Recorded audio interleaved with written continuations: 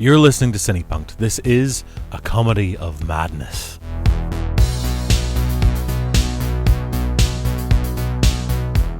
Hello, I'm your host Robert JE Simpson, and this very special show features our unscripted conversation, A Comedy of Madness, recorded in front of a live audience. Devised as a touring production by myself and comedy historian Robert Ross, the show seeks to explore the perceived fine line between comedy genius and insanity. It is both a celebration of comedy heroes and a personal interrogation of male mental health. We draw on the lives of the great comics and our own experiences and those of our guest, actor and comedian Tony Slattery. To quote the publicity blurb, "The heritage of comedy is a troubled one, littered with the shells of those whose comedy genius is inextricably linked with mental health struggles. From Spike Milligan to Marty Feldman, Tony Hancock to Stephen Fry, Kenneth Williams to Robin Williams, their comedy pushed boundaries while they struggled in their private life. From sectioning to suicide, debasement to depression, this show explores the genius and instability of some of our comedy legends, of changing attitudes to mental health language and treatment, and the challenges of owning conditions of the mind in the public gaze."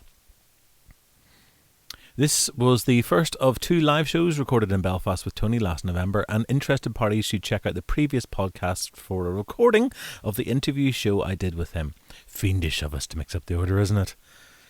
The show makes use of a number of clips to stimulate and illustrate the conversation, and these have been left in more or less as is. And if you're not familiar with the performers under discussion, we hope it prompts you to investigate their work further, and please do support any official releases of the material. This is an epic show, brace yourselves. It's nearly 2.5 hours long. Maybe it's the sort of show that you need to sit down over 2 sittings. We've elected to include the event in its entirety.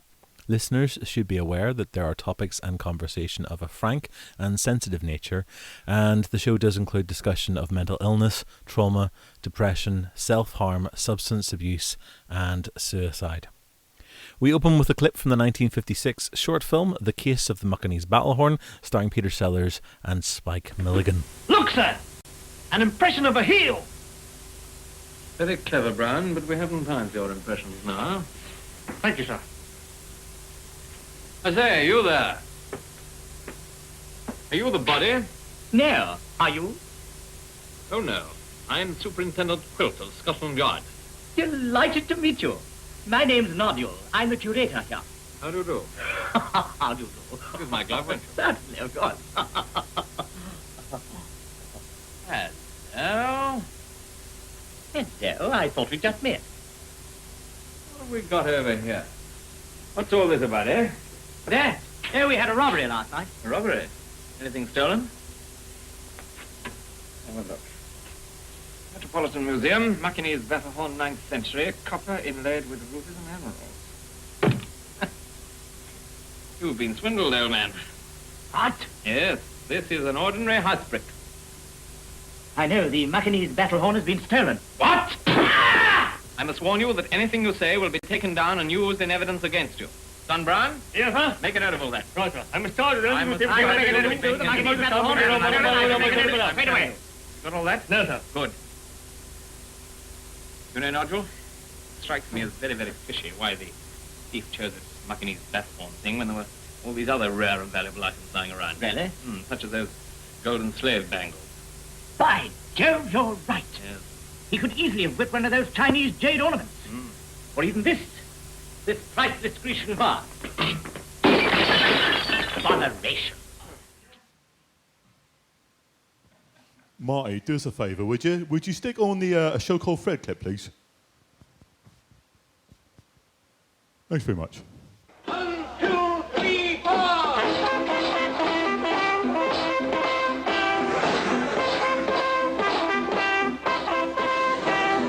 When you're feeling low down and you can't find romance, leap into a dustbin and dance. When your friends forsake you and you can't find romance, jump into a dustbin and dance. Ladies and gentlemen, please join me in a round of applause on the stage for our special guest. It's me, Robert Simpson, talking very strangely for a change. My special guest, Mr. Robert Ross. comedy historian, and the one and only legendary Mr. Tony Slattery. Thank you. Why are you talking in that strange voice, Robert? Hello, nice to see you. Oh my God, it's packed tonight, folks. Look at it. Please, take a pew. It's all this pressure of doing a show I'm going to about sit comedy. down first. Oh God, this is very low. We'll be here till Christmas, so lock the doors, folks. Get the brandy out. Go on then. I'm just turning my machine off. Oh, okay, fine. Should we talk about those clips first? Yes, please. Because obviously that was a couple of rare examples of filmed goon show comedy. The first one was a short film called The Case of the Macanese Battle Horn with Spike Milligan and Peter Sellers and Dick Henry, of course. And the classic dustbin dance was from a TV show called Fred from 1957. Which is wonderfully adorable and bizarre and sadly not extant in the archives in the way it should be. No, there's only a few bits and pieces. And both of those things have got a connection with Monty Python. All the Monty Python guys, the 6 Monty Python guys, said that Spike Milligan had gone through the insanity so they didn't have to. The Case of the Macanese Battle Horn, which was made in 1956, when Monty Python and the Holy Grail was released in cinemas in 1974, the Pythons picked that short as the feature that went with the feature film. It was like the B picture. And a show called Fred, when all the Pythons were in their sort of early teens, was a thing they all watched religiously. Well, the 5 English Pythons certainly did. So, yeah. I feel I should probably explain what we're doing here tonight. Please do. Because I did not do that. And we just bombarded you with clips and prattling on. So this is a comedy of madness. This is an evening dedicated to our comedy heroes and men's mental health and mental health awareness. I think that's actually what we sort of had billed this as. We're also recording this for a podcast, and there'll be a chance for you guys to interact and ask questions and stuff later on. And you may also notice we have a film crew in the building, so please put on your best smiles and brush your hair nicely, please. You say crew. Well, there's some of them. I mean, how many people? More than one is a crew. One. There's two. There's two. There's two. The wonderful Claire and Kate, who are doing a documentary about my dear friend here, Mr. Tony Slattery, which will be coming to a TV screen near you sometime early next year, I think. But yeah. So yes. Or may never be shown. It will be shown. Shelved forever. So we're doing these 2 nights. We're in tonight to talk about this more comedy and our heroes more generally, and then tomorrow night, if you haven't already got tickets, please come back. Me and Mr. Slattery will be on stage, and we're going to chat about Tony's life and career and all kinds of fun things. Short show. There's some fun in there. Okay. I promise. So come back tomorrow night. That's 8 o'clock tomorrow night. Geez. Yeah. So for now, we're going to kind of concentrate on this. Yeah. So where do you want to go from this? Should we talk about Milligan and Sellers then, I suppose? I think so. Sense. I mean, for me, that was sort of... I'm going to take my jacket off. You talk about them for a second while I strip. Of course. Okay. I think certainly they were 2 of my massive comedy heroes, obviously before my time, but my dad was a huge Goon Show fan. And I was weaned on reel-to-reel tapes he recorded illegally, thanks, Dad, off the BBC repeats of the Goon Show. And I was weaned on sort of radio comedy, Hancock's Half Hour, The Navy Lark, Round the Horn, but his all-time favourite was The Goon Show. So I just thought this was just surreal genius, and it was a whole sort of half-hour, universe that I could just wallow in and just lose myself in these crazy voices and this wonderful sort of satirical, anti-authority comedy. I loved it. Sorry. So, how did you record them illegally if he was your dad? No, I didn't. My dad recorded them illegally. Yes, that's what I meant. So, but if he was 60, and so that makes you... So, was there a VHS or... No, this is audio. So he would... So they would broadcast them on Sunday afternoons. Sorry. It was like a Sunday afternoon Goon Show classic. We're talking... This is the 70s. So he had an old reel-to-reel recording machine, which he cleverly hooked up to his wireless and would record them. I've still got them in my loft, actually, these old tapes that he did. Even though I've got them all on CD now, I have my dad's original recordings because the sound is very provocative and evocative of my youth. This is just your nostalgia kind of creeping through again as you kind of indulge in antique formats. I've used nostalgia for my entire career, Robert. You know this. It's done all right. It's done okay. I mean, I think... Milligan was the first person I think I ever remember reading who made me laugh out loud. And I think that was my introduction. My mother had a couple of books that were bound. It was one in particular was one of the McGonagall books, and it was bound with one of Harry Seacombe's memoirs. Strangely enough, and the Milligan book just made me laugh. But at the same time, my father also brought us up on a diet of Pink Panther movies. He adored Peter Sellers, and that was kind of fed in. And at some stage, I think we were on a family holiday, and in one of those service stations that we pulled over going through England, I picked up a cassette tape of the Goon Show songs. And I just remember that being played endlessly for the rest of that holiday and loving all the voices and the songs and everything else. And from that, I went to explore more of what they did. That, and I have vague memories of Spike Milligan reading kids' stories on the TV. Yeah, absolutely. I mean, a bit like my obsession with Tony's work as a sort of teenager. My two big heroes when I was about sort of 15, 16, 17, 18 were Tony and Rick Mayall, and I would watch and listen to anything they did. My absolute heroes as my formative years. As a small kid, as I say, it was Milligan and Hancock. And I think even and looking into Hancock's career and looking into Milligan's career, their heritage seemed to inform what they'd done. Hancock's work has that sort of misty cloud over it because you know it's going to end in suicide in 1968 at the age of 44.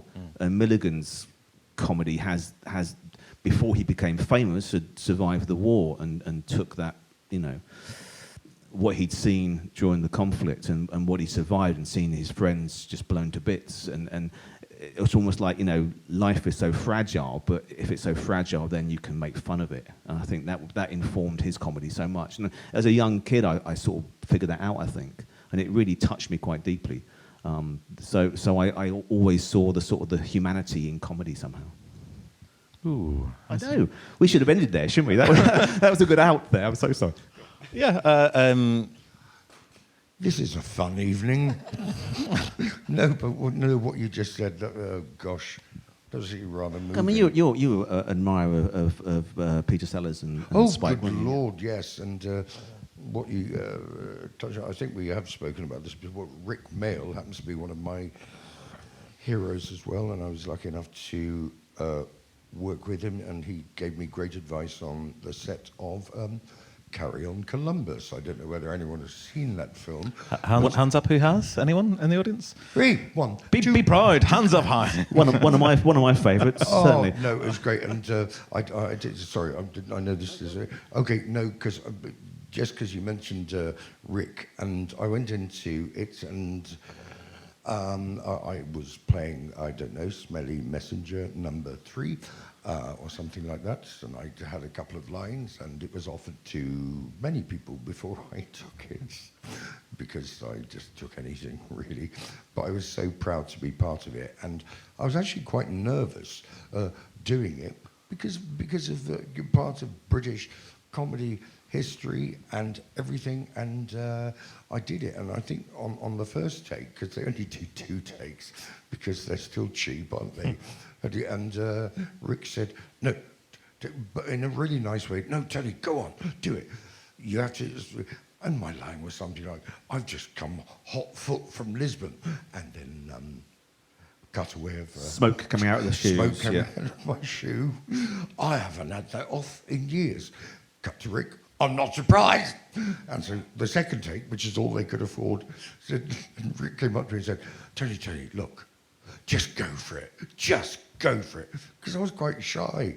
And it was the best piece of advice. And what a sad loss. Why do all the people, good people, go? And so you just made me quite nostalgic about the loss of Rick. Well, one of my absolute heroes, yeah, and as you say, died far too young. Like a lot of these guys, we were looking at this banner before we started the show, and you know, most of them, apart from Spike, who actually made it over 80, the rest didn't make it past retirement age in 65 terms, and you know, obviously, a lot of them were a lot younger than that. Hancock was 44, as I mentioned, and 44.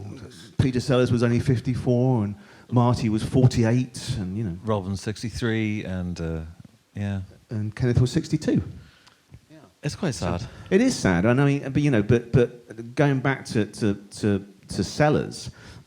I think his comedy performances, I think of all the film stars that were comedians, you look at someone like Frankie Howerd, pretty much played Frankie Howerd brilliantly. No one can do Frank like Frankie Howerd. And Spike Milligan didn't really do a lot. Don't start doing Frank. No, we did. I'm sorry, we had a conversation once, and because Rob is widely regarded, quite rightly, as a premier, a comedy historian, and we once were in a conversation, and we just, not self-indulgently, we couldn't help it. I think, because I know a thing or two from the sharp end about psychiatry, we just lapsed into a continual ping-pong ball of Frankie Howerd. No, we didn't. No, we did. What? But it came on. Sorry, I hope you don't mind if I was talking about the death of someone close to me, and it was important that it was moving to people, and I was moved, but inadvertently, Rob, at the end of this description of someone's slow death, you inadvertently went, oh. And I went, oh, no. And it was, so for the next 10 minutes, we go, yes, oh. And we were talking about someone who died from cancer. No. And we did lose it for a good 10 minutes. Yeah, we really did. It was, sorry. But no, but it's true. But there's a very fine line between loss and comedy. I think I do another a solo show called Forgotten Heroes of Comedy, and there's a comedian who started the whole project, a 1930s variety comedian called Ronald Franco, who only turned to comedy because he lost his brother in the Great War, and would write these satirical anti-establishment songs. And, talking about the goons, the fledgling goon Michael Benteen, they all served in some sort of capacity during the Second World War. Michael Benteen was part of the troupe that liberated Belsen concentration camp, and to combat what he'd seen, the harrowing images he'd seen that he could never forget, he turned to complete surrealism comedy to try and, sponge those out of his head. Does that also fit in with where Michael Benteen got into his interest in the supernatural and sort of, Sure. the other world as well? Absolutely, yes. But he also lost a child very young too. I think, I think grief and loss of a relationship or loss of a person by death can really inform comedy, because, this is why there's whole sort of like a subgenre of comedy horror. Because if you either laugh or cry at a situation, and I think the British particularly laugh at it. It's a very fine line between tears and laughter. You cry with laughter, right? That's it. Well, we've kind of pitched this in a way of kind of looking at that big issue where people almost assume that comics are tragic figures, that they are hiding some kind of deeper grief, and they're not the happiest of people. Traditionally. Some are. And we happen to have chosen a bunch of comics that we know are not necessarily happy people. Yeah. But is there an element of that is true, that comedy is the way to handle... do people turn to comedy? Do successful comics, or do they have to be unhappy people? I mean, that's the question. Did you find that performing comedy helped your mental anxiety at all or not? I think comedy caused it. Oh. No. I think what you said, Robert, is... I know it's a received idea, and it's a cliche. Aren't comedians tragedians underneath, and they cope with the quotidian misery of daily life by trying to be funny and trying to be likable. And I think there is an element of truth in that. There's no question. But I mean, these great people who are on the screen, they did have a dark side, and all the... I would not say all. You pointed out many of them do. I think there's no question about that. And whether that is subjugating or sublimating private misery, that's all kind of up for debates. But I really think there are many grains of truth in that. It's the same thing. I think the same psychological impulse that makes us laugh at funerals. You mentioned bereavement and loss. Why do people laugh at funerals? Is it nervous laughter? Is it one in the eye for death, saying, I'm still alive, I can laugh? That's why a lot of eulogies at funerals, and I've done a few myself, provoke laughter, and you want it to be a celebration of a person's life as opposed to a fucking dirge, because otherwise you just get lower and lower and lower, like people are going into the ground or being sent in to be burned, and yeah, so I think that's it. Or as Joe Orton, because we were talking about Joe Orton earlier, he said, in typical Orton-esque way, why lots of people desire sexual activity after funerals. And it's an outrageous thing to say and disrespectful. But then he said, it's because it's one in the eye for death. It's saying, I'm alive, I'm going to prove it. Mm. And comedy does, as you say, diffuse those really, tragic situations. I remember my mum in 2003 lost her dad, and also my dad died the same year. So my dad died in August 2003, and my maternal grandfather died in February 2003. And my dad was dying of cancer, and he insisted on going to the funeral of my grandfather. And he stood by the side of the open grave. And I, in my impish way, turned to him and said, there's not much point you going home, is there, Dad, really? And he laughed and laughed and laughed, because, that was it. I should have been there, and then I could have gone, "Ooh," and you could have gone, No. Stop it. Okay, right. You can referee this, right? Okay. I've seen this routine more than once. No, exactly, yeah. I mean, I suppose we have to laugh in order to get an emotional release. I mean, that's why we do it. And as you rightly say, Tony, I mean, otherwise you're constantly down there. And actually, there's no kind of real satisfaction from that, but there's something about a laugh that kind of releases the endorphins, that gives us a euphoria. And you do feel it when you've had a really good laugh. So even like watching the dustbin dance, there is something absolutely glorious about that. If you're feeling down, just step into a dustbin and dance. And I still feel absolutely. But it's a sort of therapy. It makes you in a happy place. If I'm not feeling good, I stick on a Carry On, or I stick on a Hancock's Half Hour or something, and it makes me feel happy. It puts me in a better place. It makes you feel better. It's and I think we've had this conversation before, Tony, about addiction and whatever, be it alcohol or be it drugs. You say the one that beats it is the applause and laughter of an audience, isn't it? Yes, I think so. As you said, Robert, the release of endorphins and serotonin and noradrenaline, the things I can just about spell, are proven to be. Always my partner who's in the audience. Hello, Mark. Calls them dolphins. Release your dolphins, Tony. And which always makes, when I say that, it makes people think, oh, what a depraved life you live. Why are you keeping this endangered species? But it is. Oh, and I suddenly thought, was it just before we came on? That song, Pick Yourself Up, dust yourself down, and start taking more Prozac and blame someone else. The drugs don't work, do they? They do sometimes. Anyway, that's another conversation. That's later on in the chat. Chat. I mean, so that's just going to bring back to Spike and to Sellers in particular. Yeah. There's a story that I really wanted to show, and I forgot to get the clip for this. You've probably heard the one where it's Peter Sellers has the car, and there's a squeak in the back of the car, and he calls Spike Milligan up on the phone and asks Spike to come round. And Spike comes round to the house and says, there's a squeak in the car, and he puts him in the boot of the car and gives him a piece of chalk and says, okay, when you hear the squeak, can you just put an X where you think that the squeak is? And there's something about that is both insanely brilliant and surreal and very goonish, but also something there that's slightly not normal and is slightly unhinged. Well, those two were very close, and I mentioned Benteen, who was in the Goon Show, was called Those Crazy People originally. Benteen was dropped from the team because Spike Milligan thought he was too crazy. And when Spike Milligan thinks you're too crazy, then you're really crazy, But there was a point, I think Sellers went round to Milligan's flat one day, completely naked, and knocked on the door and said, do you know the name of a good tailor?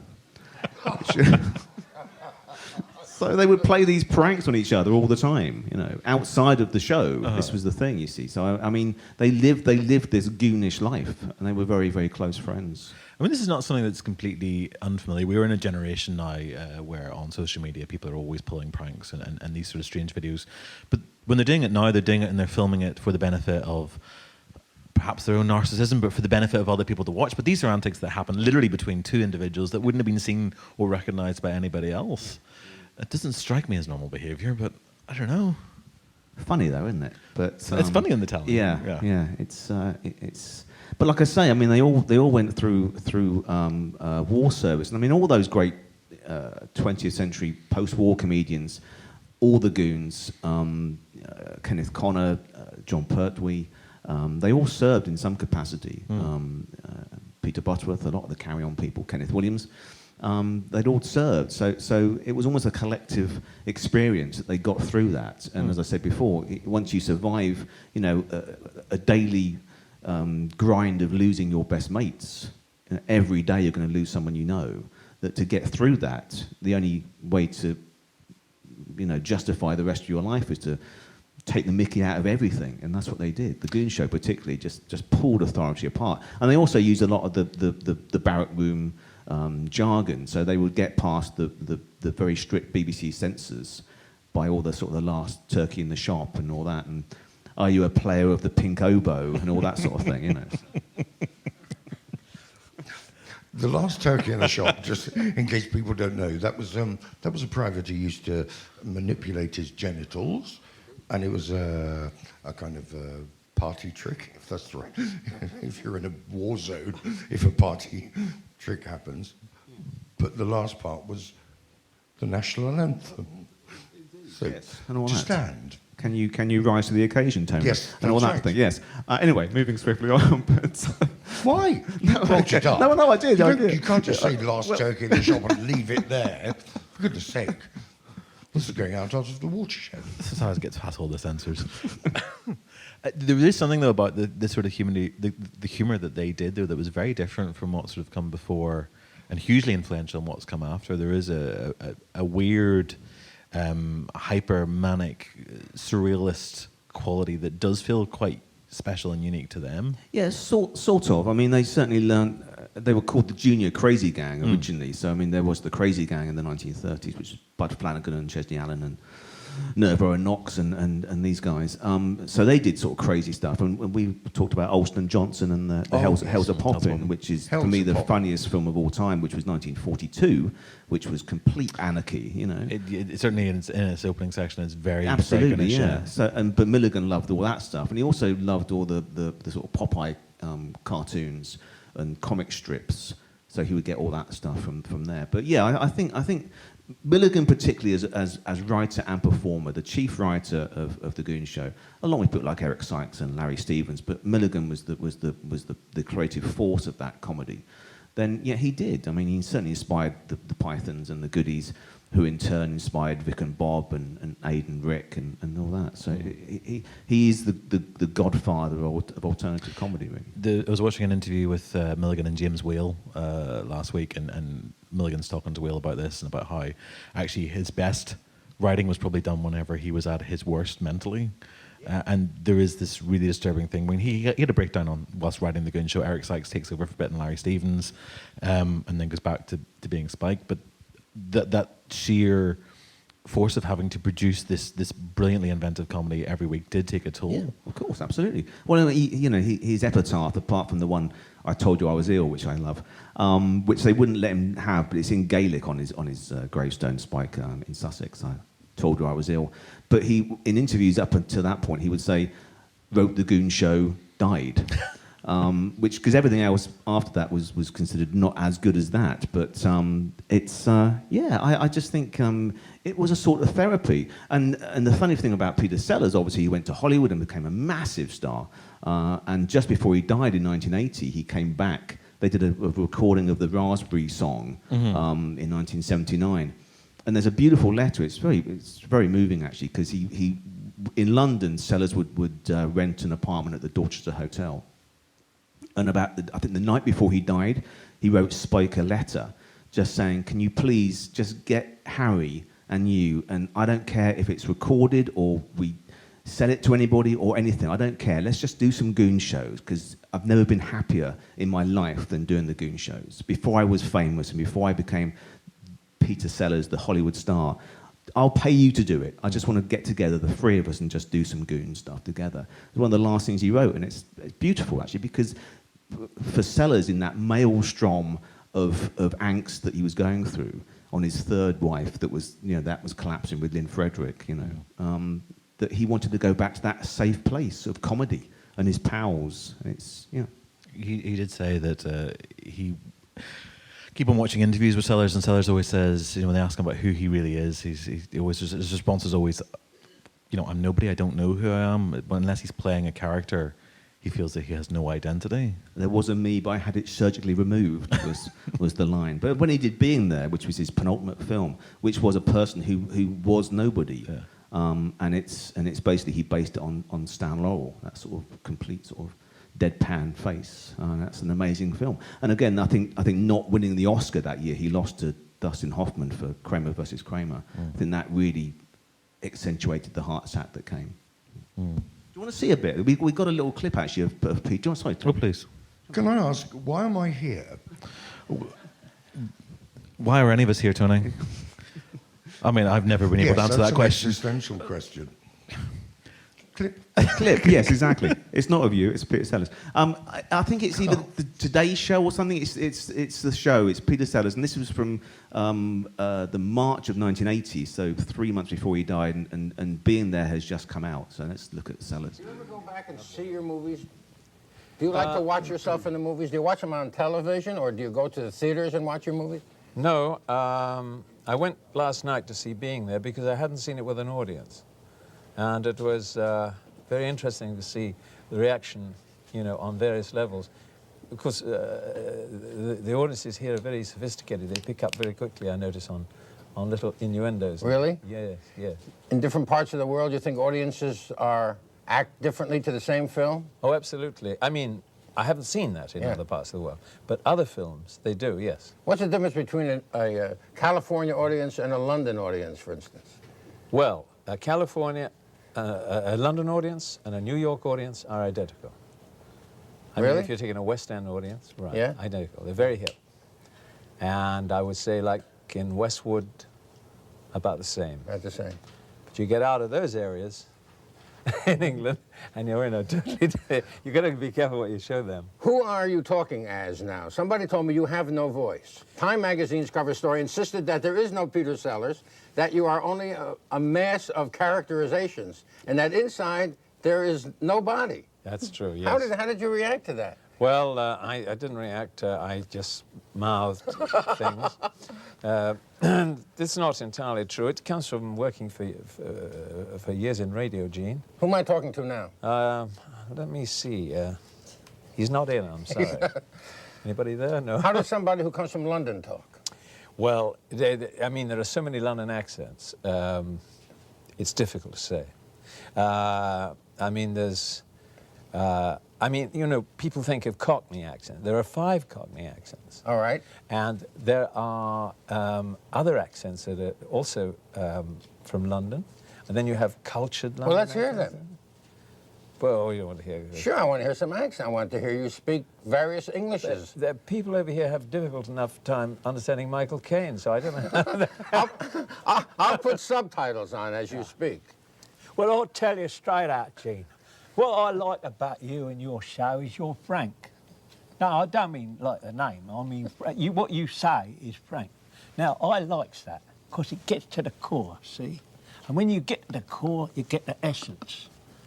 Precious bodily essence. No, that's an old sort of Cockney accent. And what happens when you get into... Oh, do you mean one of theirs? One of the Hooray Harrys? Yes, yes. The Hooray Harrys, yes. Well, they're very good on TV. And they're quite erudite, And there's it's very interesting, Mr. Sharrett, that you should come on the show. How long have you been doing your show in New York, is it? It's been 64 years. 64 years. How absolutely amazing. And you haven't asked me a new question yet. No. Well, of course, I've only just started myself. I see. It's just that I went to Oxford, that's it. And what happens when you have to sell something? What do you say when you have to sell a product on television? How do you cue the control room? All those TV selling voices are more or less the same, you know. They're the same all over the world. Get so-and-so today, you know. Even in Russia, I did one once about cigarettes. Comrades, smoke Bruchkins. Bruchkins are not merely the coolest, the finest, and the best cigarettes in Russia. They are the only cigarettes in Russia. You know, Glorious, isn't it? Bit of rare stuff there for you. Oh gosh, that was. You have such knowledge. I've got a big archive, if you'll pardon the expression. But That's right. yes, I love these people. We were talking about this before you came on, all three of us, about that they are people very close to my heart. You know, Yes. the comedians, as I say, make you happy, and my God, we need them. We need them. Yes. Thank God for film. Indeed. That clip just reminded me of another famous ad. I wonder if it's in your archive. It's Bridget Bardot from the 50s advertising Camel cigarettes. And this happens to be true. And she simply smokes on a veranda and says, "Nothing satisfies me like a camel." And yes, you can look it up. And it's the same. We sometimes, when we do our show, if they ask, because they want the wet take, they want the bar to be open, so we do an interval. And I've got a Slattery commercial break, because you did loads of commercials. No, don't show any of those. No, I'm not going, not today. Media, media slut that I was. Still, it was work and paid the bills. I'm struck there by watching Sellers and he is. I mean, Gene picks up on it. He's wherever he is. He's picking up on the accent thing. I mean, he's sort of still playing Chance the Gardener in that moment. And is there this element of I think Sellers almost wants to be loved. So you know the mimicry that a performer like that does. Is there an element of trying to be liked by people? He's playing to his audience. I think so, yeah. I mean, we're talking about Sellers in particular. Yeah, you're on a chat show, aren't you? So so A, he's selling his new film, and B, he's selling himself, I suppose, to an extent. He's a comedian, or a comedy actor. Although very uncomfortable with kind of being asked to be a performing monkey at that point, which essentially he is being asked until he kind of finds his own and just goes, that's it. These are my sticks, and you're going to listen. But, I mean, I think all comedians, you look at any comedian, Frankie Howard was a good example, because Frankie Howard was, every time I say, I shouldn't mention Frank, shall I? Because I was like, I don't know. But he was, I met him a couple of times. He was a real, manic depressive, but on chat shows, he was a sort of funny manic depressive. So he would often, if he was being interviewed by Michael Parkinson or Terry Wogan, turn it around and start asking them questions. He would rather not answer questions at all, or just do 10 or 15 minutes of rehearsed shtick. He didn't like doing interview shows. He thought it revealed too much of his psyche, which it obviously does. Do you like doing chat shows, Tony?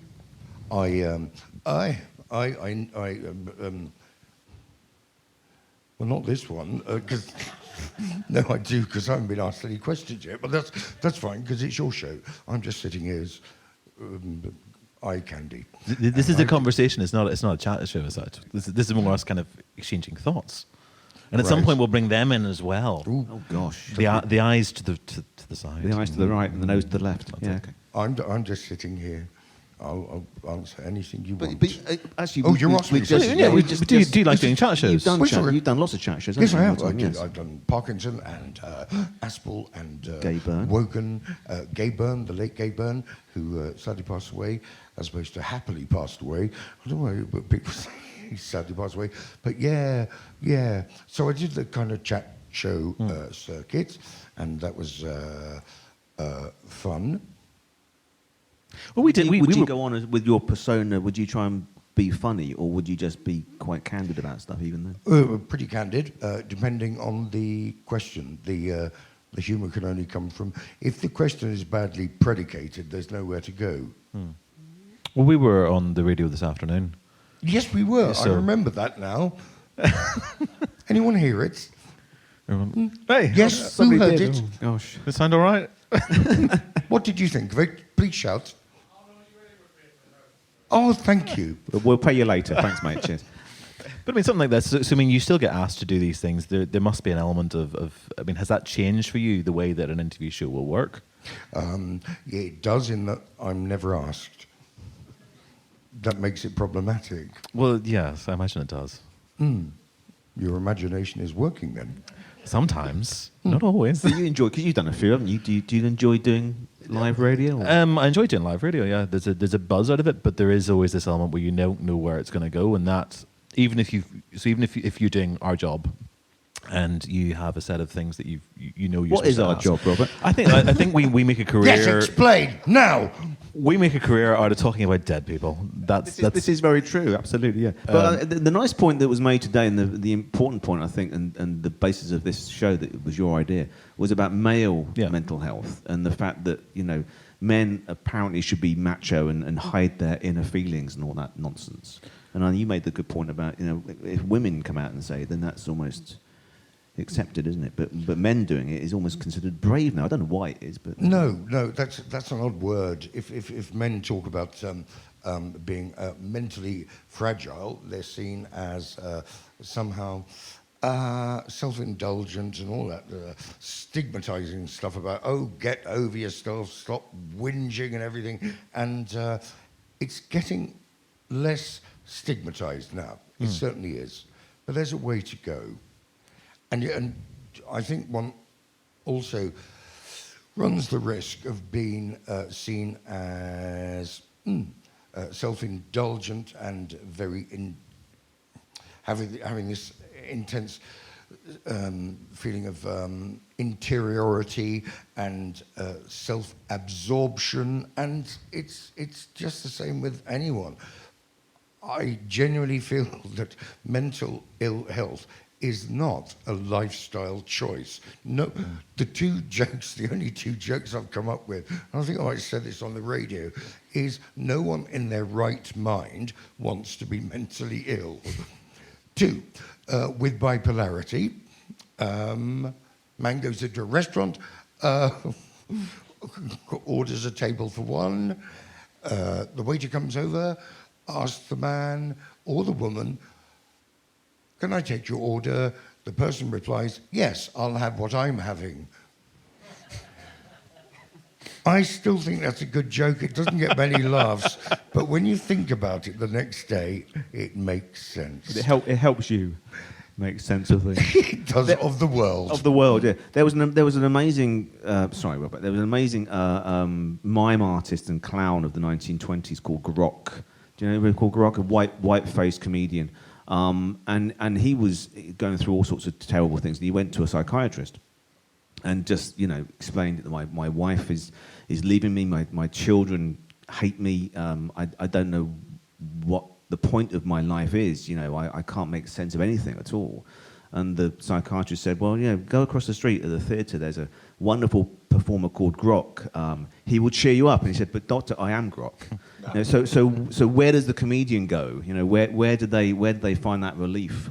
And I think that's why all these people, and I think just people who aren't performers even, you use comedy to get over things, and it's so important. That's why I'm so passionate about comedy. I know I make my living from the history of comedy, but I think the actual context of it, why comics are so loved. When we lost Rick Mayall, when we lost Les Dawson, the nation mourned. They really, Eric Morecambe, my God, much more than, the greats of theatre, Olivier or John Gielgud. When a comedian dies, you lose something. You really do, Well, it's because they touch us in a way that the theatre performance doesn't always. There's a way that we can connect with them because there's almost something about humour, I think, that is in all of us. It's the everyman. So that ability to get up on stage. Also, there's just that sheer connection, that sheer power of a comic performance. When you're up there on stage and you're making a room full of people laugh, that's a very, very special gift. It is very, very powerful, and it does touch. There are very few actors who can get up on stage and make a room weep, but a good comedian will cheer everybody up. And again, it comes back to that release of endorphins and that thing where, you go back to these people. I can't help but go back to Rick and Aid beating the shit out of each other for half an hour, and still be best friends at the end of it as a way of kind of making myself feel better, because the sheer enjoyment and the enthusiasm and everything else. The same way growing up, watching people like Tony on Whose Line, that sheer power within that performance and that ability, and then just finding myself and gales of I think laughter. certainly for you and I, Robert, you're younger than me, but Rick and Aid and Tony and Stephen Fry and people like that, I was watching these old guys, even then, but the fact that there were people contemporary doing it and touching me, in such a powerful way that they changed my life, Who were your heroes of comedy when you were sort of 16, 17, 18? Were you? Oh gosh, it would have been all the people you've mentioned and the Pythons. I actually thought, in a strange way, the Goodies were even stranger than the Pythons because they took the silliness to. Would you agree? I mean, you know more than I do. But they. I absolutely adored the Goodies as a kid. Yeah. Yeah. Well, I went through the 80s just wishing I could meet them and shake their hands and just thank them for making my childhood such a lovely, happy place. Indeed. And they're now on speed dial, which is lovely. And also people like obviously Tommy Cooper, Benny Hill, which then he went through that phase of, oh no, that's so un-PC, you can't laugh at Benny Hill, when in fact, when you look back on it, one, he was a genius and an actor and a songwriter, and it was always the men who came off worst. Yes, there were ladies in skimpy costumes, but it was always the man at the end who was made to look stupid, and his range of characterization was, I think, breathtaking. And you were talking the other day about something like better than Prozac. Watch comedy. Get the dolphins. Get the dolphins. But you're right, the Benny Hill thing, particularly the BBC stuff, there were things he would play all the characters in like sort of a parody of Jukebox Jury, for example. That's right. And he would do like sort of spoofs of film noir playing Sidney Greenstreet and Peter Lorre, and he was an absolute genius. And I think the sad thing about Benny Hill, he went to his grave thinking that he was, not university, certainly hated in his own country. His one of his last things were, you can see me in every country in the world apart from my own, which was the saddest thing. He wanted to work, and he just couldn't get a gig because... And also Thames treated him so badly. After earning Thames TV so much money, they didn't... And while still selling the show around the world, but then cutting the show. And they didn't give him any notice. I mean, as a kid, Shameful. People like Benny Hill and Frankie Howard, who died the same weekend. Same weekend. No. Well, the weird thing about that was because it was Easter weekend of 1992, and Benny Hill actually had died already, and Frankie died, I think, on the Easter Monday. But the news broke of Frankie Howard's death first, and they were trying to contact Benny because they never worked together, but they were contemporaries and they were great friends. And Dennis Kirkland, Benny's great producer, director, would often do quotes on Benny's behalf. So, Benny paid tribute to Frankie Howard after he died. It's the power of the thing. But that's how funny he was, folks. He was funny from the grave. So when I was 11, I think then, and I mean, I remember those deaths sticking in my head. I loved watching Frankie Howard. I loved watching Benny Hill in particular, and I never had a problem with him with Kenny Everett. Yeah, loved him as well, and that kind Kenny of Everett's bizarre, genius. surrealist, over the top comic, and I still kind of don't see the harm in it. I want to go back. Can we talk about Hancock? Sure, yeah. Absolutely. Because Hancock's is kind of a very interesting figure in many ways. He's lauded by many, but I think for me, a lot of Hancock is. I mean, as a performer, he's amazing, but he's not the writer. He's. Oh no, fair enough. But nor was Peter Sellers. No, but Hancock, I think, the genius of Alan Simpson and Ray Galton, who wrote the great Hancock shows, they found in Hancock their voice. They found the person that could make their words sing. Really. Do we have a Hancock clip? Absolutely. Do you want funny or introspective? Tony, what would you like? Yes. They're quite short. Let's have both. Let's show. If you've got the Hancock clip from The Bedsitter, and this would put it into context. This was basically Hancock's half hour had come to an end because of Hancock's request for that show to come to an end, and he'd gone to Alan Simpson and Ray Galton and said, "Look, we're losing Sid James, we're losing Hattie and Kenneth Williams had gone before, but we're losing Sid James. And he said, I don't want to become a double act with Sid James. This is my show. I'm Tony Hancock. I want to be up there as this wonderful, build me up, and then you can. The higher I am, the farther I can fall, and the funnier it is when I'm down in the mire. And Ray and Alan, bless them, said, right, you bugger. If you want to be on your own, you're going to be on your bloody own for the whole 25 minutes of this show. So there's nobody else in this apart from Hancock, but this is the bedsitter. I suppose so. Oh, but I'm not far out anyway. Now then, what was I doing before I burnt my lip? I was blowing smoke rings. No, I wasn't. I was reading. Oh, yes, of course. Now then, I better finish this off. It's got to be back by tomorrow. Chapter 24, 3 to go. I don't remember him. Arthur Whitaker? Let's have a look at the last chapter. I don't remember any of this at all. What happened before then? Oh, she met him and they went up the hayloft together. Yes, I remember that. That was very good. That. Yes, I'll have to read that bit again. Oh, I don't know what happened then. Oh, it's a waste of time, me reading. I can never remember anything. Too much in my mind, you see. Nuclear warfare. Future of mankind. China. Spurs. Yes, it's hard graft for we intellectuals these days. Never mind, let's have a quick go at Bertrand Russell here. Now then, let's have a good look at this. What's this? Human Knowledge, Its Limits and Scope by Bertrand Russell. Introduction.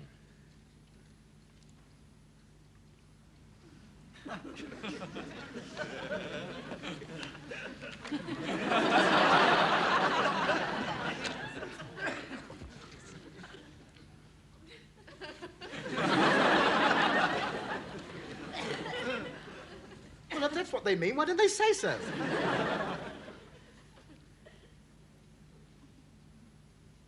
Oh, I don't know what he's talking about. The limit and scope of human knowledge. Well, we soon found out my limit, haven't we? 3 sentences. No, I should know. It's in English. I should know what he's talking about. He's a human being, the same as me, using words, English words available to us all. Now, concentrate.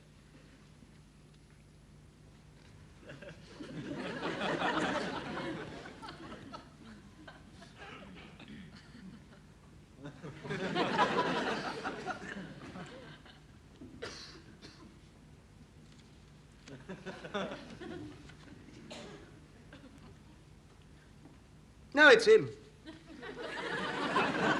It's him that's the fault. He's a rotten writer. A good writer should be able to put down his thoughts clearly in the simplest terms, understandable to everybody. It's him. He's a bad writer. Not going to waste my time reading him. Ah, that's more like it. Lady, don't fall backwards. What? There you go. Unpick that. Yeah, what a bloody masterclass. Oh, wonderful. I mean, the silences, that's just the expression, isn't it? And that kind of intense, reflective melancholy that comes, and then there's a burst of laughter. Wow. And of course, Lady Don't Fall Backwards was a reference to the previous series, Hancock's Half Hour, The Missing Page, which was who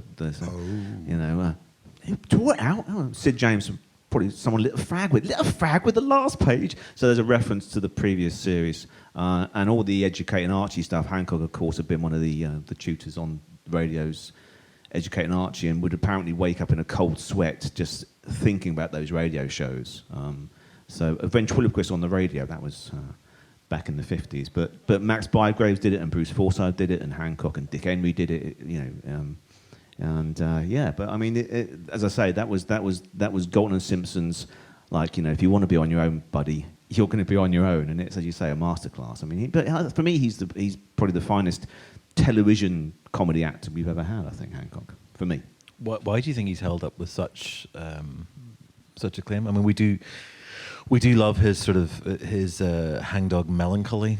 It's almost like audiences getting off on his sadness and frustration. Well, I think it's like Milligan and the Pythons. I think if Hancock goes through it, then we sort of don't have to. Is that fair?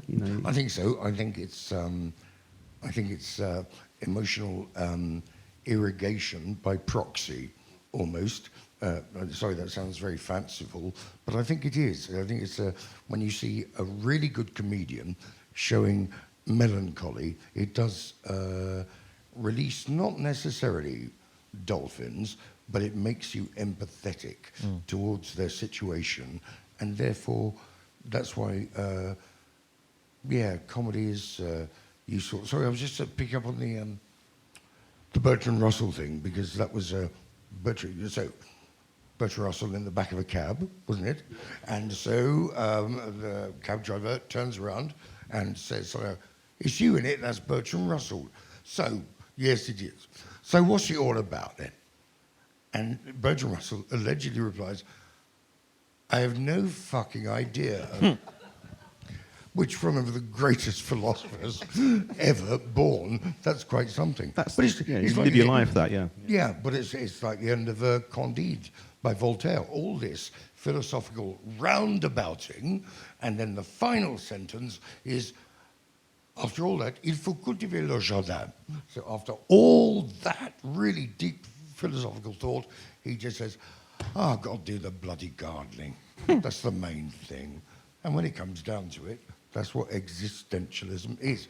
And that clip, and I think I have seen it before, but that was a bloody wonderful piece. But I mean, beautiful writing and beautifully one played. take as well. Yeah, well, absolutely, yeah.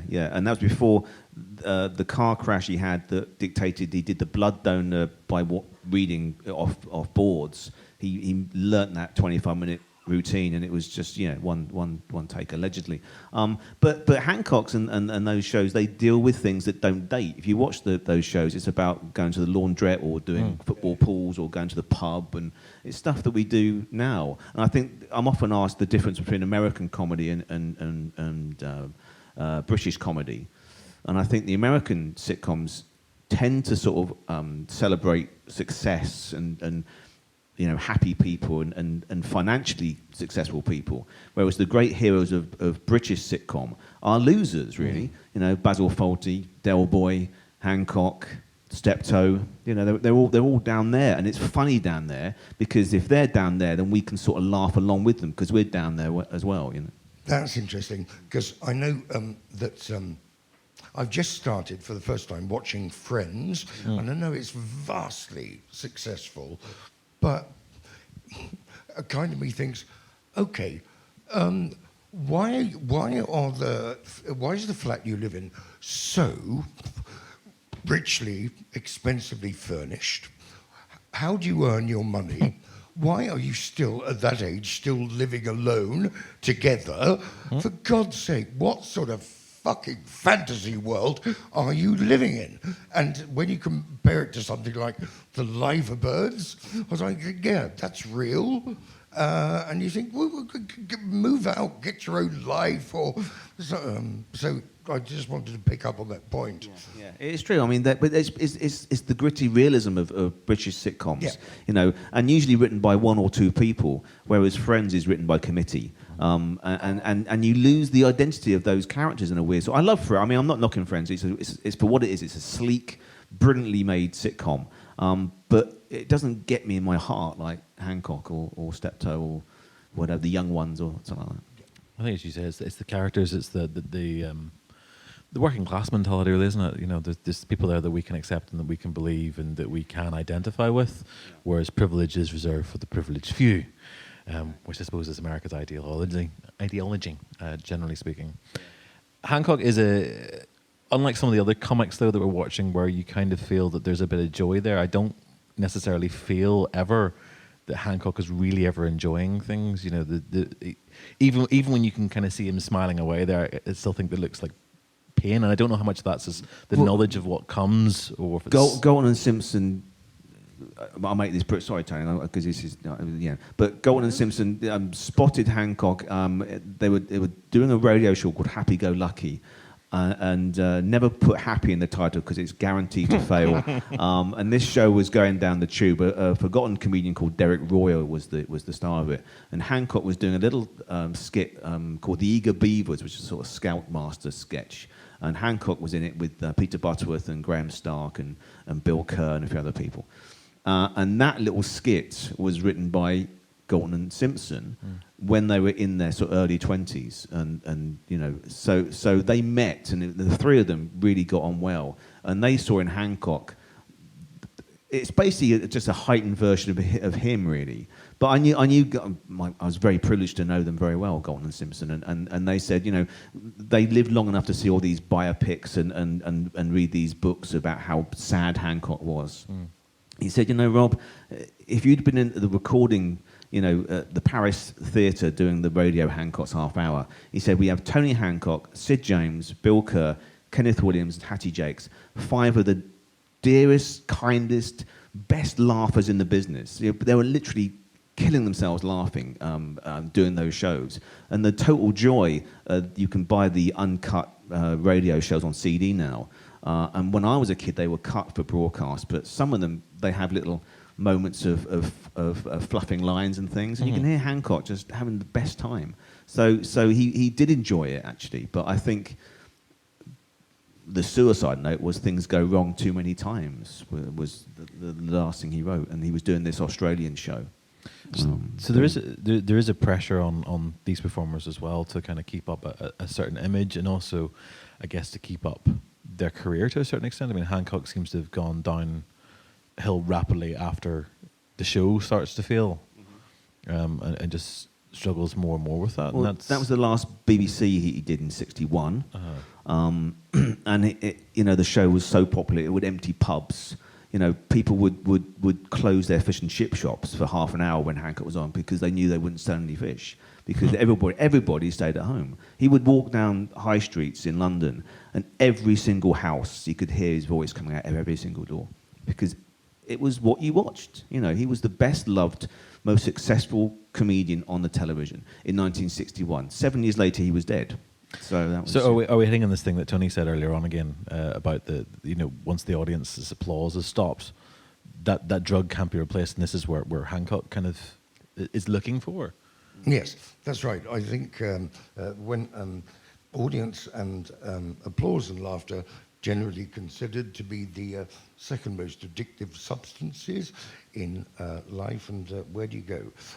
When you come off stage, you reach for other things, either to bring you down or bring you up. And I think that happens quite a lot. And also, if you go home and there's no one there, that's another thing. So for Hancock, it was alcohol. His big hero was a comedian called Sid Field, who died very, very young in 1950, great stage comedian. And he unwisely thought he had one drink before he went on once and thought he was better than he had been the night before. So then the next night he had 2 drinks, and the next night he had 3 drinks, and he thought he was getting funnier and funnier, and he was getting worse and worse. And I think for Hancock that was the problem. So he did a series in 1963 for ITV, which is really good but not as popular. And ironically, the show that was beating Hancock in 1963 was Steptoe & Son, written by Galton and Simpson. So it was a real battle, and they stayed friends. And one of the most moving things I remember Alan Simpson telling me when Hancock was, you know, halfway around the world in Australia doing this show that was not doing too well, and he was obviously in his cups, and he phoned Alan Simpson, which would have been Hancock's like 2 o'clock in the afternoon, and he was completely incoherent, you know, and he was just swigging whiskey and whatever. And he said to Alan, he said, look, when I get back from this god-awful place, when I get back, get Ray, get you and me in a room together. I've got an idea that will knock their fucking eyes out. And Alan Simpson said, I wish I'd asked him what it was, but he didn't. And he sort of, if I'd actually had that conversation and engaged him, I might have just saved him over that moment of just distress that Hancock had. And he just, you know, took a load of pills, and that was it. Can we show the other Hancock clip? Yeah, no, this is the very famous. This is the face-to-face interview with John Freeman, which has been cited as the thing that really put Hancock over the edge, but it didn't really. I mean, they became friends afterwards. And John Freeman's, I don't know if you know this show, but it's a very famous 1960s interview show where the subject is in severe light, and John Freeman is like a shadowy, like a MI5 interrogator, and the questions can be quite severe. But this is the end of it, and this is basically Hancock analysing how important comedy is to him. So this is Hancock face to face, please, Marty. Facing an individual performance, do you actually enjoy it, or is it hell while you're doing it? No, it's a bit of hell just before it starts. There's a lot of, champing around and trying to get an edge, a right edge, so that you are relaxed, but also have a kick, so that you are going to be alive and also relaxed. It needs a great deal of concentration and hold upon yourself to do this. Sometimes it's a little too quick to really enjoy, I think, but there you are. It's very challenging. It is enjoyable as a whole. But, there's too much immediate concentration to really. You can't really completely say, oh well, we can have a bit of a ball, Looking back on your first 35 years, jolly straight question: are you happy or not? I've been very fortunate. I think I have everything that that anybody could want to make them happy. But wait a minute, I haven't finished it. I was going to say that the only happiness I could achieve would be to perfect the talent that I have, whatever it may be, however small it may be. That is the whole purpose of it, and that is the whole purpose of what I do. Some of the newspaper writers who've tried to puzzle out what makes you tick have said that you're the angst man, the anxiety man. Now, have you any notion of what your anxiety is? Do you, in fact, get a kick out of your anxiety? How do you think anxiety? Would you explain it a bit more? Well, something appears to me, even at the end of this conversation, to be eating you. You say that your happiness is just ahead of you still. There's something troubling you about the world. I'd like to know what it is. I wouldn't expect happiness. I don't think that's possible. But I'm very fortunate to be able to work in something that I like. I think to have to work in something that is pleasure is all anybody can ask. You wouldn't then change your way of life at all? I'd try and improve it, yes. Well, improve it, but you'd go on in the same way, getting better at what you're doing. Yes, and if such a time came that I found that I'd come to the end of what I could develop out of my own ability, or limited however it may be, then I wouldn't want to do it anymore. Tony Hancock, I wonder if you really get very much out of your triumphs. You've got cars that you don't drive. You've got health, which you tell me is a bit ropey because you find you find it so difficult to learn your lines. You've got money that you can't really spend. You worry about your weight. I spend the money. I do. I enjoy it. Well, what I want to put to you as a final question is this: you could stop all this tomorrow if you wanted to. You're rich enough to coast along for the rest of your days. Now, money is of no account in this. Well, tell me why you go on. Because tell me why you go on as a last answer. Because it absolutely fascinates me, because I love it, and because it is my entire life.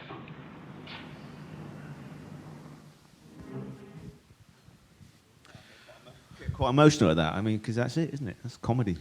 Gets you through the worst of times. We were talking a little bit there about the addictions and the sort of the crutches, I guess, that some performers turn to in terms of how to deal with that whenever the euphoria of the live audience isn't there, or even just to kind of improve your stage persona. I wonder, is that something that's worth sort of teasing out in terms of collectively how we deal with sort of these things?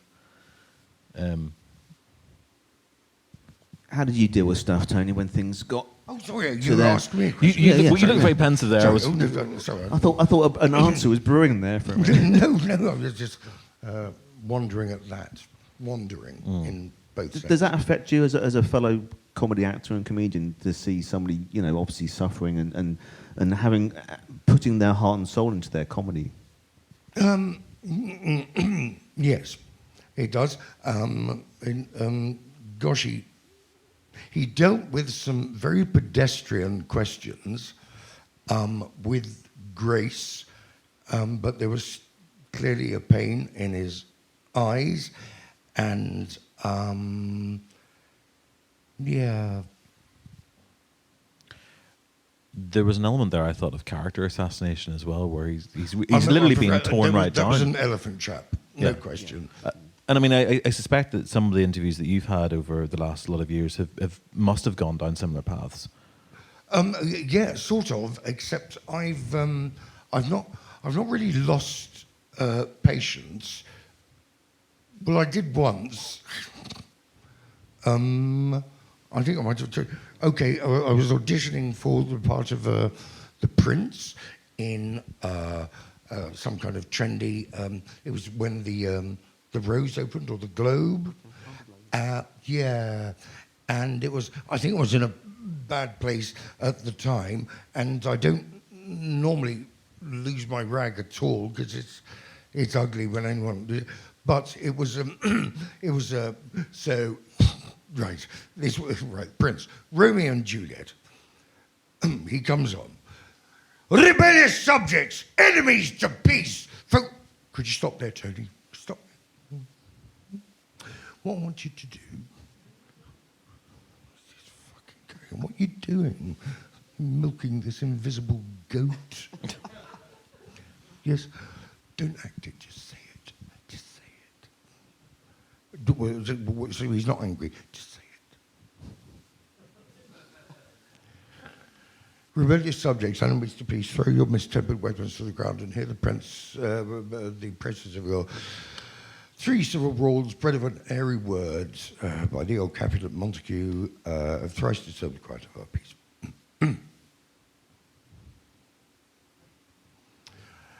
What do you think that means?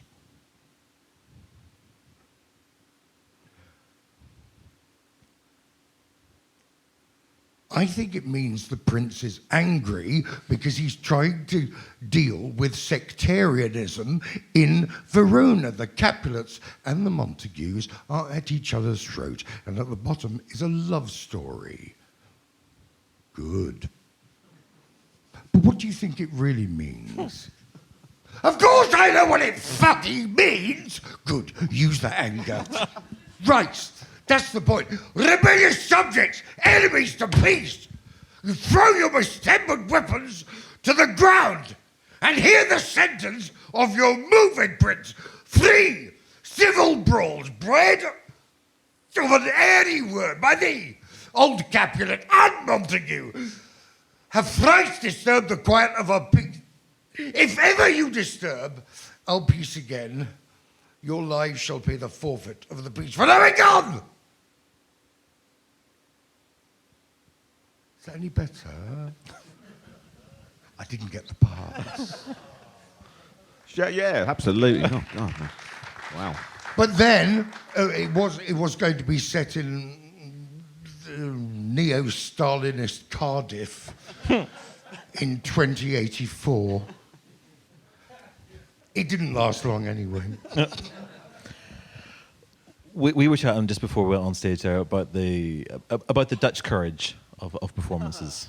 Having a debate about whether or not this is ever a good idea for us as sort of... Not for me, it's not, Robert. No. No, that's why I never do it. I think I told you I've only ever drunk before one show when I was doing a show with Danny Baker and my recently ex-girlfriend. I was on tour with her. She's an actor and writer. Or what? She still is, but she's not my girlfriend anymore. And she was in the Lake District, and Danny Baker phoned me and said, "Can you help me out of Stuck? I'm doing this Waterstones event for my new book in London, in Regent Street. Can you sort of sub as the interviewer?" And I said, "Yeah, sure." So I got the train down from the Lake District to London, knackered. Met up with Dan, and he was having a beer, and I thought, "Oh fuck it, I'll have a beer." And I had one, but that's the only time because I mean, you know me very well. We're all pals here. And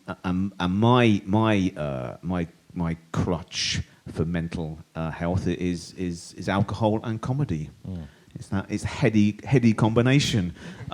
But yeah, so I know damn well if I have one, I'll have 6. Yeah. I mean, it's not an uncommon place for us to find. We all find some way of releasing our kind of demons when we have our mental health struggles. Yeah. And this is... Try playing the Prince in Romeo and Juliet.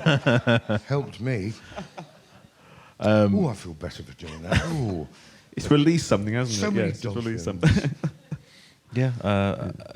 I'm always worried about the risk of kind of going down into some sort of path of substance use or dependency, and it's a very fine, delicate line that one treads. Yeah. I don't want to get to the point. I think I was telling that story about Michael Caine when he drank a lot in the 80s. he didn't want to get to the stage when he was a drunk, and if he had to give up completely, then he would hate that. He likes to have a glass of wine. And I mean, I don't mind saying this is, you know, your friends here. I didn't drink until I was about 21. People think I've been drinking, you know, since I was 6 or something. But I started at you started at 8, did Eight. you? Yeah. Priests. Yeah. Oh, priests. There you go. Yeah. Well, I was involved in I lost a girlfriend in a car crash, and then 4 months later, I was in a crash which I was almost killed in. And I think that those two things, just before I was 21, I literally just lost it for a few years. And that started that. Mm. And then when my dad died in 2003, that was also, I lost about... Professionally, I mean, I didn't so much turn work down as just not answer requests for things. It's an easy position to be in. I've been there myself. I had a couple of breakdowns after being in a horrible relationship. An abusive situation that involved alcoholism as well, and after that, I mean, after I'd had my breakdowns, I kind of shut myself away because that was the only way to deal with it. And once you shut yourself away, people forget you exist. You stop being phoned, you stop being called, you certainly stop being invited to things and being asked for work. And the buzz and everything else that comes with the sort of stuff that we do is no longer accessible to you. And you can just feel yourself kind of spiraling. For me, I could feel myself spiraling further and further down. I think we've all, to some extent, self-sabotaged, haven't we, Tony? Oh, well, I can't speak for you or either of you. I can speak for myself, and the answer is yes. And where does that self-sabotage come from? Is it innate depression or anxiety? Where does that come from? Is it overwork? Do you overcompensate for overwork? By replacing the glee of applause and laughter with something to keep you up, and then you're up for 3 days, and then you come down for 3 days with booze, and then you cut out one, but you remain on the other. In my case, booze. I still drink far too much. Every day I'm trying to deal with that, and it makes me sound like some kind of victim, but it's not. But some of these things, I think, and we'll find out with a genetic test, which I've done. Oh, the interesting. Oh, I did a DNA thing, but saliva. But the leaflet was strange. It was quite badly printed, actually, because it said they missed out the word kit, and it said your saliva will arrive in the post within 2 weeks. I thought, how the fuck does that work? One is yucky. They missed out the word kit, but it's called, genetic links to anxiety and depression. And, the alcohol. But as I said, since I started when I was young at 8, that's bad, but that wasn't my choice. We can talk about that tomorrow night. Sure. Okay. Sorry. I'm sorry. Sorry. No. But I mean, I think it's all relevant. So I mean, there is this element of trauma, I think, that comes into a lot of these things that usually sort of helps to. We may already have these conditions already within us, but sometimes that can help trigger and push us off over an edge one way or another. Thinking. Can I talk about nuns tomorrow? We'll talk about nuns tomorrow. Can we? Is it a nice story about nuns? Is it like Eugenia's story? Eugenia's? Is it like Eugenia's story? Eugenia's story? Yeah, Eugenia Lollobrigida story that you told earlier was quite good. I didn't say anything. They didn't know about Eugenia. No, they don't know about it, but you told us about it. I'm not going to tell you. It's private. How dare you betray my confidence by talking about... I can tell you about Gina. No, a nun. Right, so I was bashed around the head by a nun. Of course, when... this is also around the time I was 8. Sorry, I know we've got to... But I've just got to get this on my chest now. Right, we all had to stand up and say the Lord's Prayer. Our Father who art in heaven. I got it wrong.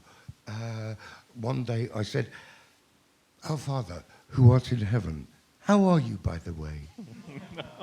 And the nun came over and walloped me and concussed me.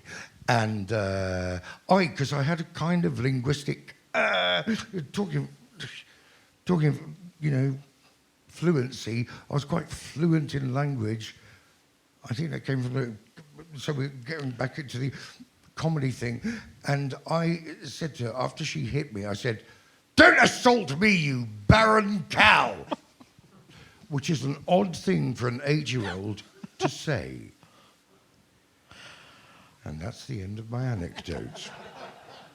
I think God would have been quite pleased that you were asking I how think he so was. too. How are you, by I mean, the way? most of us go to God and we're It just gets like, an God, arm can from I the have some audience, it stuff? does, No, you know. that's better than hallowed be thy name. I'm not dissing religion or anything. No. Religion is great if it makes people God, are behave you okay? kindly. Are you good to take this message Yes, from me now? that's right. Yeah, that's nice. So, I mean, in terms of the addictions, the mania and everything else, I think This it should be leads us, cuts, won't it? this leads us quite nicely into Robin Williams, I think. Oh yes, Robin Williams. Who, Yes, you know, oh, gosh, was, I think for most of us, was a sheer genius, but a man that had worked his way through all kinds of substance issues as Yes. well. Yes. What was What was that line you mentioned earlier about that Stephen Fry said about Robin's cocaine addiction? Oh, yeah. My friend, I'm privileged to call him my friend, Stephen Fry, has been a huge influence on me comedically, but also in the way I think, sorry, turning into a priest then, the way I think. So Robin Williams was the only person he'd ever met who used cocaine to calm him down. And it was true. And that was, I think it's called psychopharmacologically an obverse reaction. And it worked when he used the devil's dandruff. It's a frightening prospect to think that was him when he was calm. Yes, yeah. You know, but I mean, you know, I never saw him live, but I've seen the videos, and I mean, his imagination and his ability to change gear comedically, Robin Williams, was just extraordinary. And I think he's the only person to get anywhere near to Peter Sellers in terms of being a brilliant screen actor as well as a brilliant comedic actor. He just is wonderful on film. So those performances are just incredible. And I remember when he died, it was August, and I was up in Edinburgh. And I think the news broke quite late. I was in a bar with a load of comedians. I think Michael Legg and Robin Ince and a few other pals up there. And it came on this silent, as pubs do, have a silent TV of the 24-hour rolling news. And we just couldn't believe it. We were just a room full of comedians just welling up because we all loved him. You know, he was. And to think that firecracker of comedy genius could think, I can't cope with life anymore. I've got to bail out. And it was just unbelievable, really. I mean, I think there's something about Robin Williams' passing that also speaks to a lot of us in that, I guess because he seems so full of life, because he seems so enthusiastic, and he made everybody laugh. When you suddenly saw that somebody was actually going through all this other pain and masking it so thoroughly, that's almost, I think that's something we could identify with, because most of us mask what's actually going on. So conversations like these that we've been having the last couple of days aren't often had very openly. I mean, everything's done behind closed doors. Everything. That's right, and that's the. I was going to go back to language, because I do think language is still really the best idea to get one thought into another person's head, and that's the idea of putting a persona up, and that comes from the Greco-Latin, which means speaking through a mask, which is what Greek tragedy, again, is happy, sad, you speak through it. Do you find talking helps? I find talking like this helps, because it's fun and it's nice to get some laughs, and I'm grateful to have you as a friend, and you as a new friend as well, I hope.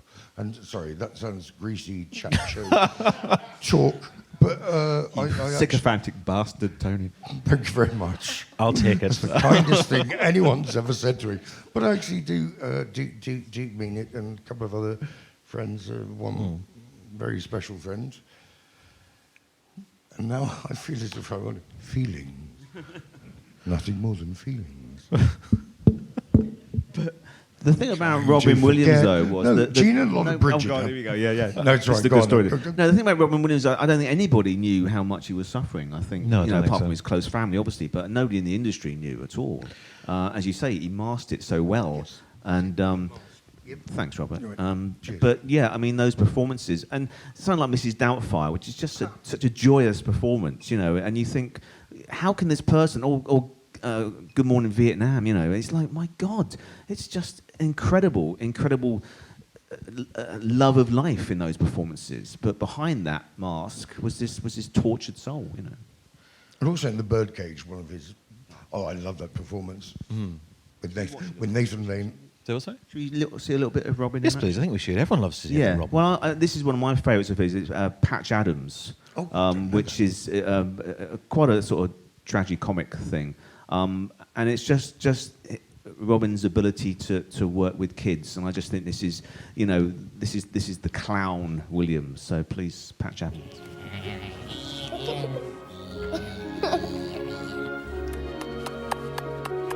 Big kisses.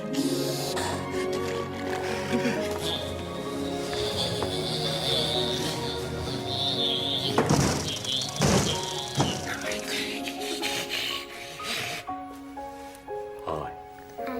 Mind if I sit up?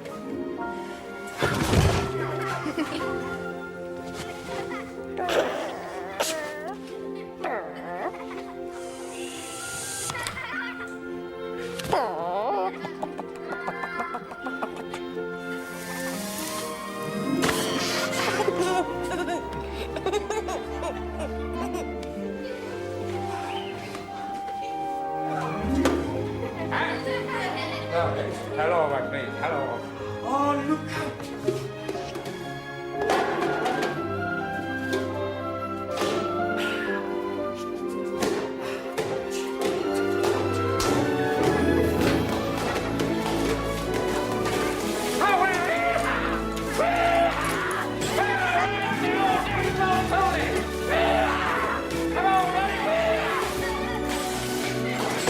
What is going on here? Oh, God.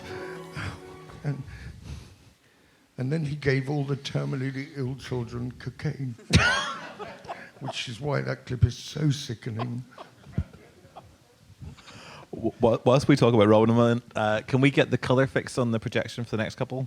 If that's okay. The black and white will play in black and white if it's in colour or not. But we got some colour stuff as well. It won't magically put Tony Hancock into colour, I promise you. But go on, carry on. It might. The BBC could do amazing things. That'd be very now. exciting, won't it? Yeah. You've seen all those Doctor Who's where they've restored the colour from black and white. Absolutely. But that's a beautiful performance, and I think the way, a bit like Charlie Chaplin could work with children, Robin Williams' performance there is just extraordinary, actually. Yeah. Very, very moving. I don't think he could ever stop performing, really, could he? No. You know, and there's never any... A bit like Sellers, you don't feel there's any one person that Robin Williams actually is. I think it's very hard to find out who... You know, I couldn't sit and say, this is his voice, this is him, this is the person that... And it's, you know, his RBF, his resting bitch face is impossible to discover. You know. Yeah. But like I say, the fact that imagination was just never off, you know, and I think, as you say, he would make if he was here now, he'd be doing something with the water or making something out of that bottle or something. He just couldn't not help being funny with things, you know. And I think it's almost a sort of disease, isn't it? It's like almost comedy Tourette's in a weird sort of way, isn't it? He just couldn't help it. I mean, so is this this constant need to perform because he needs to perform, or is it the sense that he feels that he has an audience that expect him to perform? I wonder at what point, if one took over, or is that something that does happen as a performer? I think certainly Eric Morecambe said that he was always had to be funny. I think it was the Jasper Carrot line, wasn't it? That you don't go to a plumber and say, you know, fix my taps in the street. But if you're a comedian, you say, tell me a joke. Mm. So you can't escape it, I think. But I think in terms of Robin Williams, he just wanted to give pleasure to people. I think that was to colour his bleak inner turmoil. If he got a laugh every day, it made him feel happy, I think. Tony, what about you? I mean, do you feel these sort of pressures? Oh, well, it's certainly nicer to hear other people's laughter than to feel suicidal in terms of choices. Yes. But do you... See, I think psychiatrists are overpaid, really, because, you know, When I saw a psychiatrist, I asked him this very question. Do you think this need for validation and applause and laughter? And I just ranted on in some free associative way, and he did an MSc, a mental state examination on me, and he was president of the Royal College of Psychiatry, and I was just talking, he was writing things down, and with a slight twinkle in his eye, he put the pad down at the end of, it was 3 hours, I think, with a break, 3 hours. He said, the thing is, Mr. Slattery, you're mad. So, here's what we're going to do. Like, CBeebies or something. What, should we go through the round window? Here's a glove puppet of a nutty person. This is you. Now take the haloperidol and fuck off. He didn't say that, no, but the principle was the same.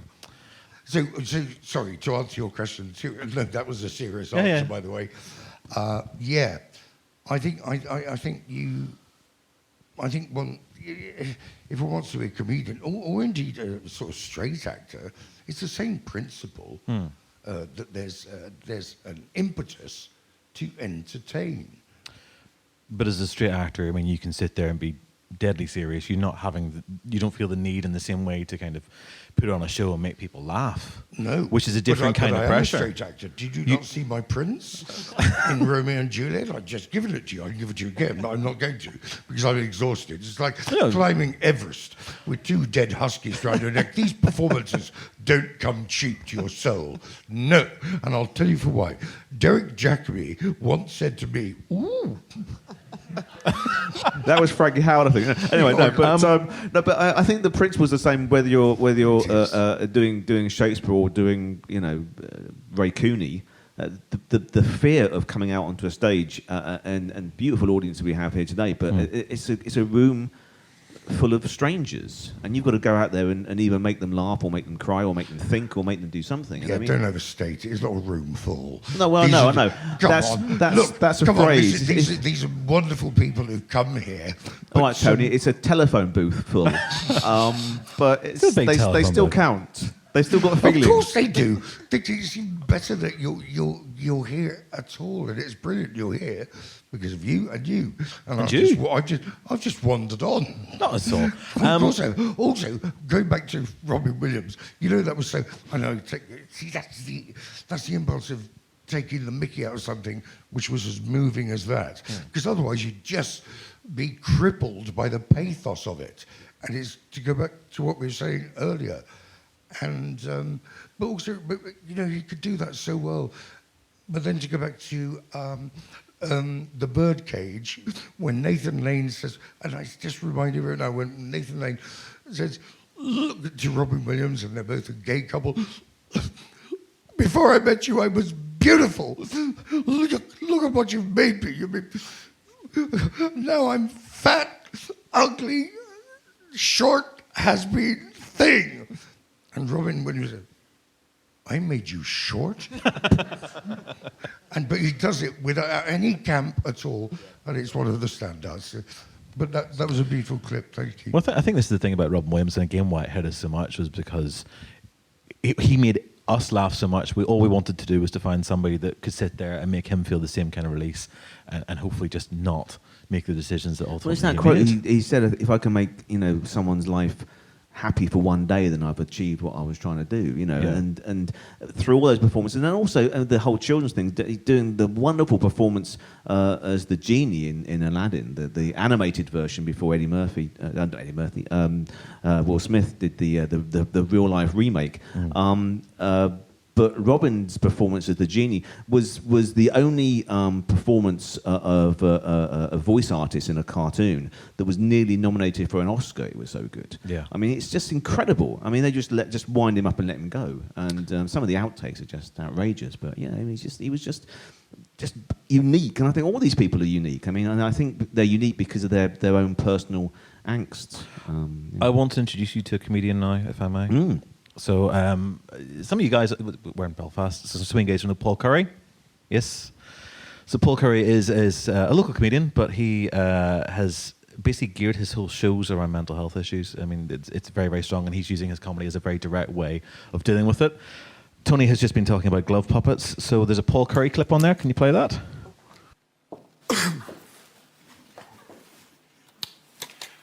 Do, do, do, do.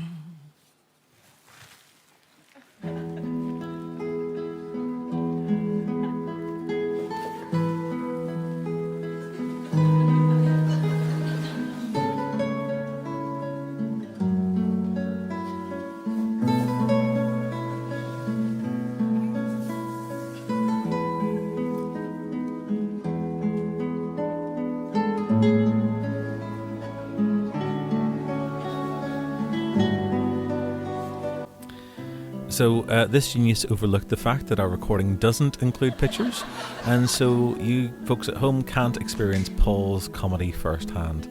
Do yourselves a favour and search for Paul Curry Comedian on YouTube. You get to see a little bit of a taste of what he does, and you can also find him on Facebook and find out about any upcoming events and things that he's doing both in the real world and online.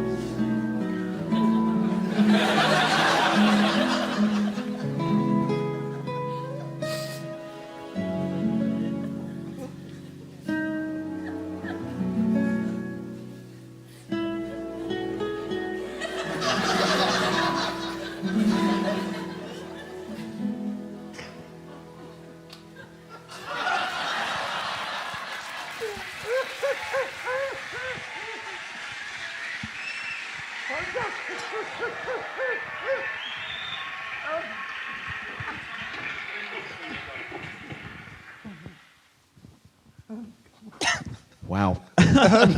I'm sorry, I'm crying with laughter. I thought that was strangely beautiful, wasn't it? It was. I was just going to say it's actually more moving than the dying children, which is a terrible thing to say. But it was really moving and just one of the funniest things I've seen. So what's Paul's background? I don't know his work. Paul is he's been working on stuff over here for a very long time. He plays Edinburgh quite regularly now. I only saw him this year for the first ever time. And you mentioned him. I sent you a message. I know you did. There were so many shows to see. Show. But yeah, exactly. And I was also working with this man about 5 times a day. But This is true.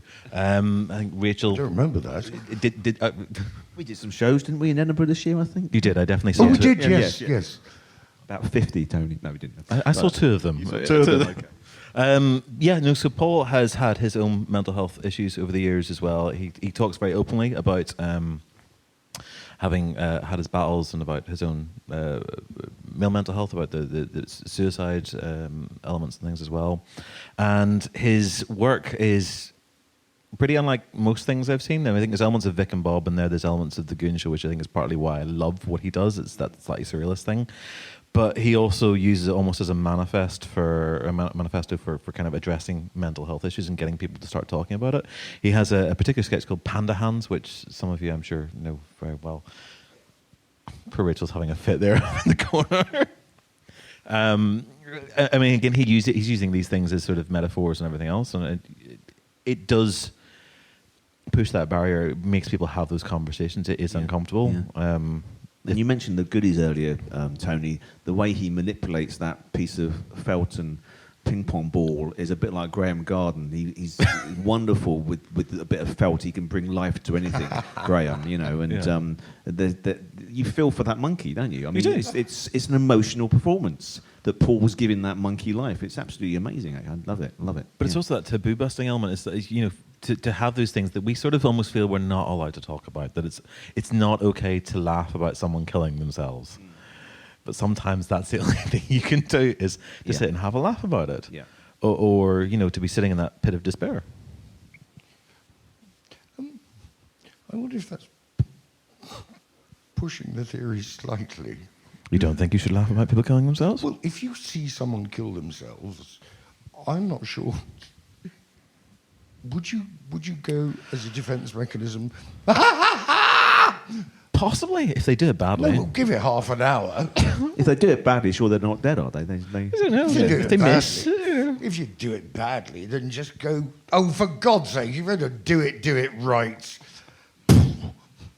You say you're making it funny now. Look, you're proving Robert's point here. Yes, Tony. But it is. I mean, but it is one of those things. I that made feels a noose once. Intentionally for a suicide attempt. Yes. But I didn't. Yes. But you didn't go through with it. Pardon? You didn't attempt to follow through once you'd done the noose. Tried clearly not very well. I want to save that for tomorrow night. Okay.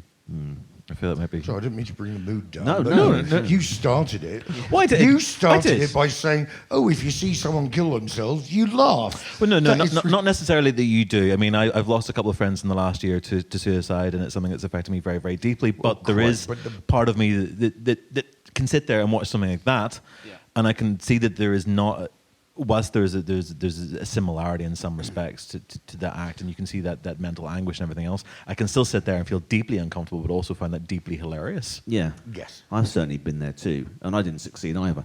But there's a lot of stuff in Tony Hancock's work, for example, that Galton and Simpson saw in Tony's public persona, or indeed private persona, and they would drop in references to suicides quite a lot. And we're going to come to Kenneth Williams, obviously one of Hancock's cohorts. And if you read his diaries, he's writing in 1944 at the age of 17 about suicide. Yeah. He's discussing it between him and his best friend. That was his diary. And so I think it is sort of part of what makes these comedians tick, I suppose.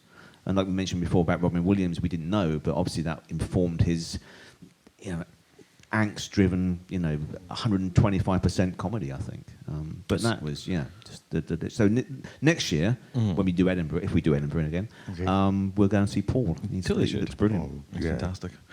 I mean, just to add to that, I mean, I've been that place myself. I've been that close and also not successful. Good. But it is, unless this is a ghost, which would be quite good. We're all figments of your imagination, really. This is like, this is not happening in this show at all. But I think it's probably healthy to be able to look at those situations and to be able to occasionally laugh, knowing that they have a context. But also to be able to talk about it.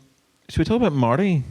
Yeah, because we haven't. I mean, he's a great technician, Marty. And no, sorry, you mean Feldman, don't you? We'll have a look at Marty. Then we're going to open up to the floor for a little bit, and then we will close with Ken. All right. Can we stick the colour on for this? Because this is definitely in colour. Is that possible? Or are we now stuck in black and white, like Raging Bull?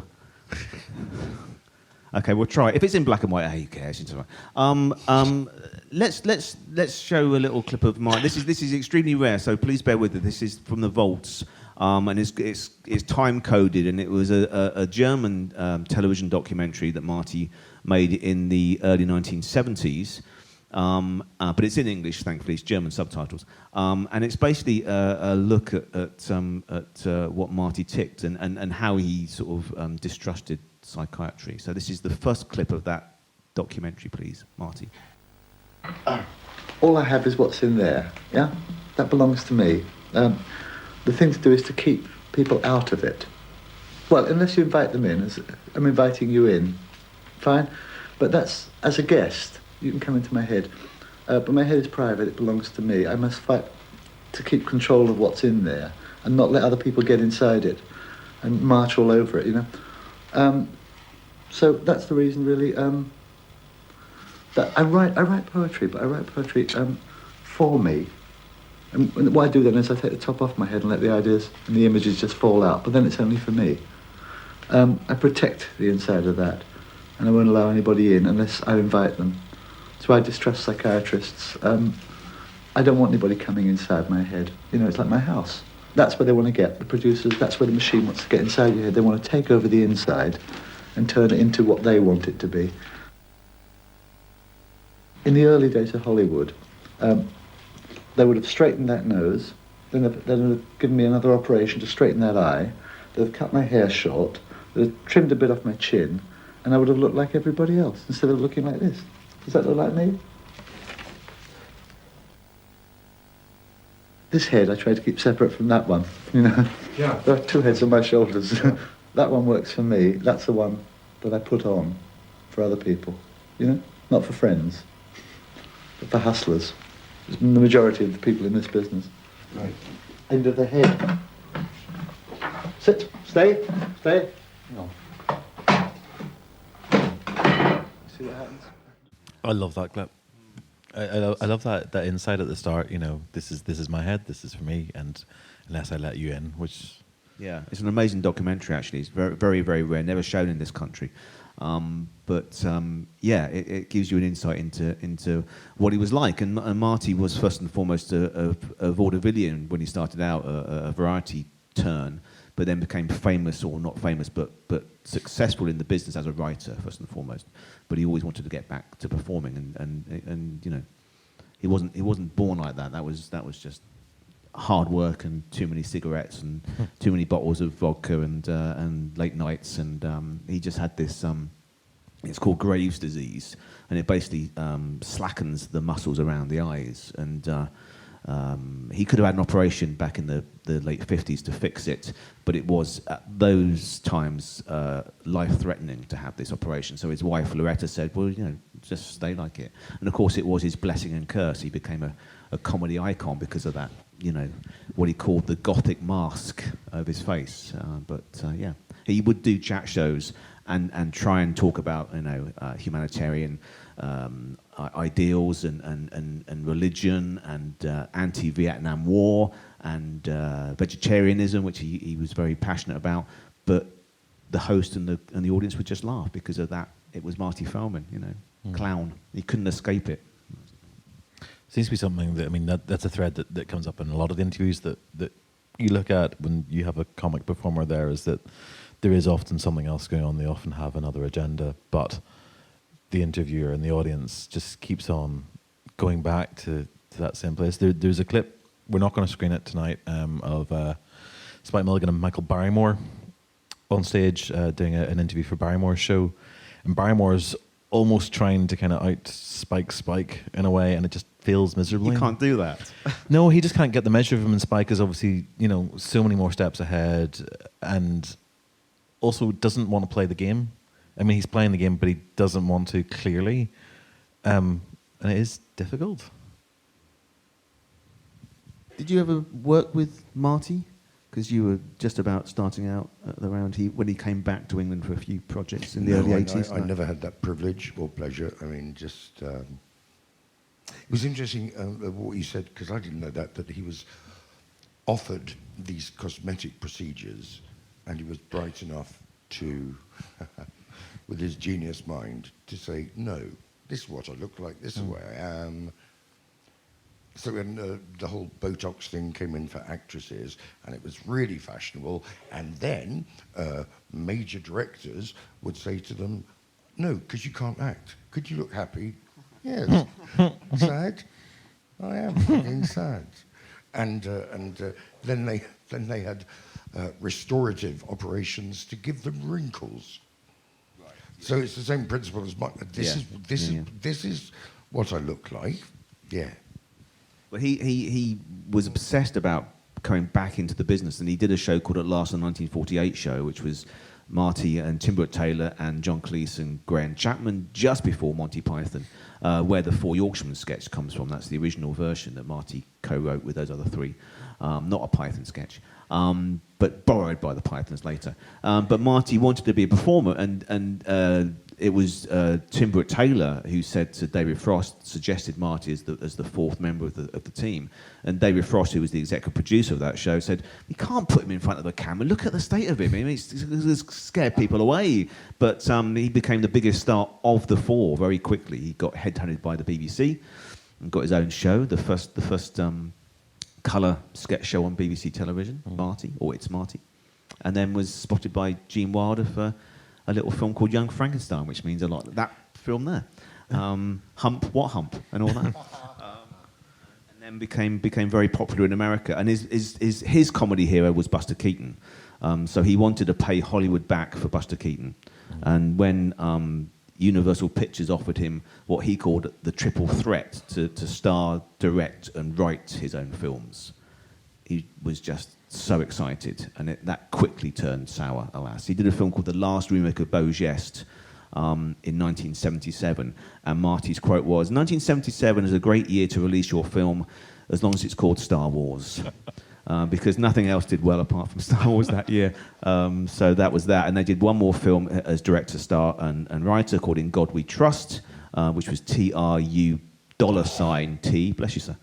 That's all right. TRU $T, In God We Trust, which was an attack on American evangelistic religion.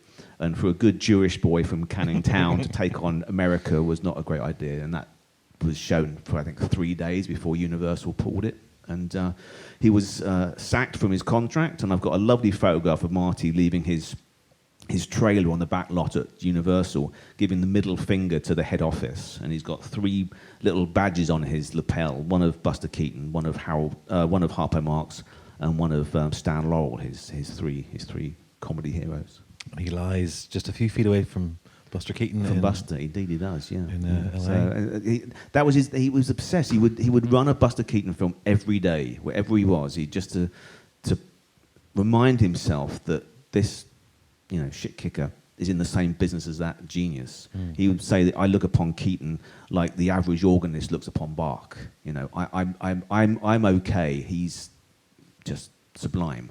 But yeah, he just saw beauty in comedy, and Marty is one of those people I just think is just one of those unsung geniuses, really. There's a very good biography of him. Is there? There is. Tell me about that, Robert. Written by someone called Robert Ross, I believe. That was an obsession. I took 20 years to get that published. I just was so passionate, and nobody wanted to publish it because, particularly in Britain, Marty was a forgotten man. He still is to an extent. And in America, you're only popular for 3 weeks after your last success. So in America, he's sort of forgotten as well. But I wrote that book, and I'm very proud of it. And also, I wrote a play based on it too, called Jeepers Creepers. Where'd you get those peepers? You see, the title was the best thing about it, quite frankly. Oh, you're too harsh. I did see that one as well. Yes. Speaking about it, I realised that there's somebody we haven't touched on properly. And again, talking about these facial figures, I'm thinking about Stephen Fry and his big crooked nose.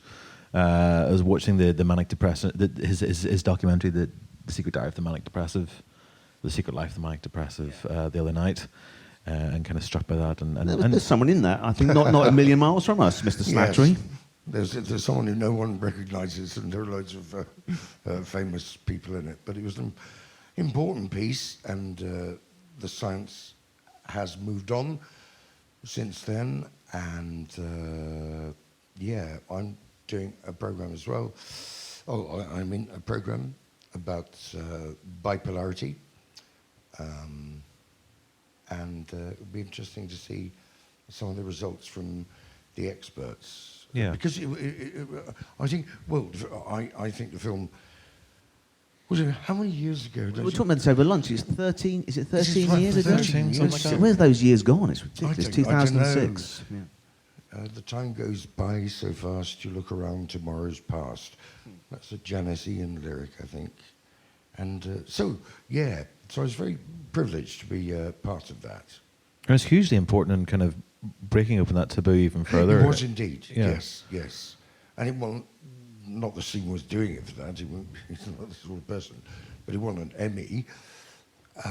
He won a couple of awards, I think, and loads of, big names, really. Me, I was just in it. You're a big name, very identifiable. For what? Comic genius. I think this was so.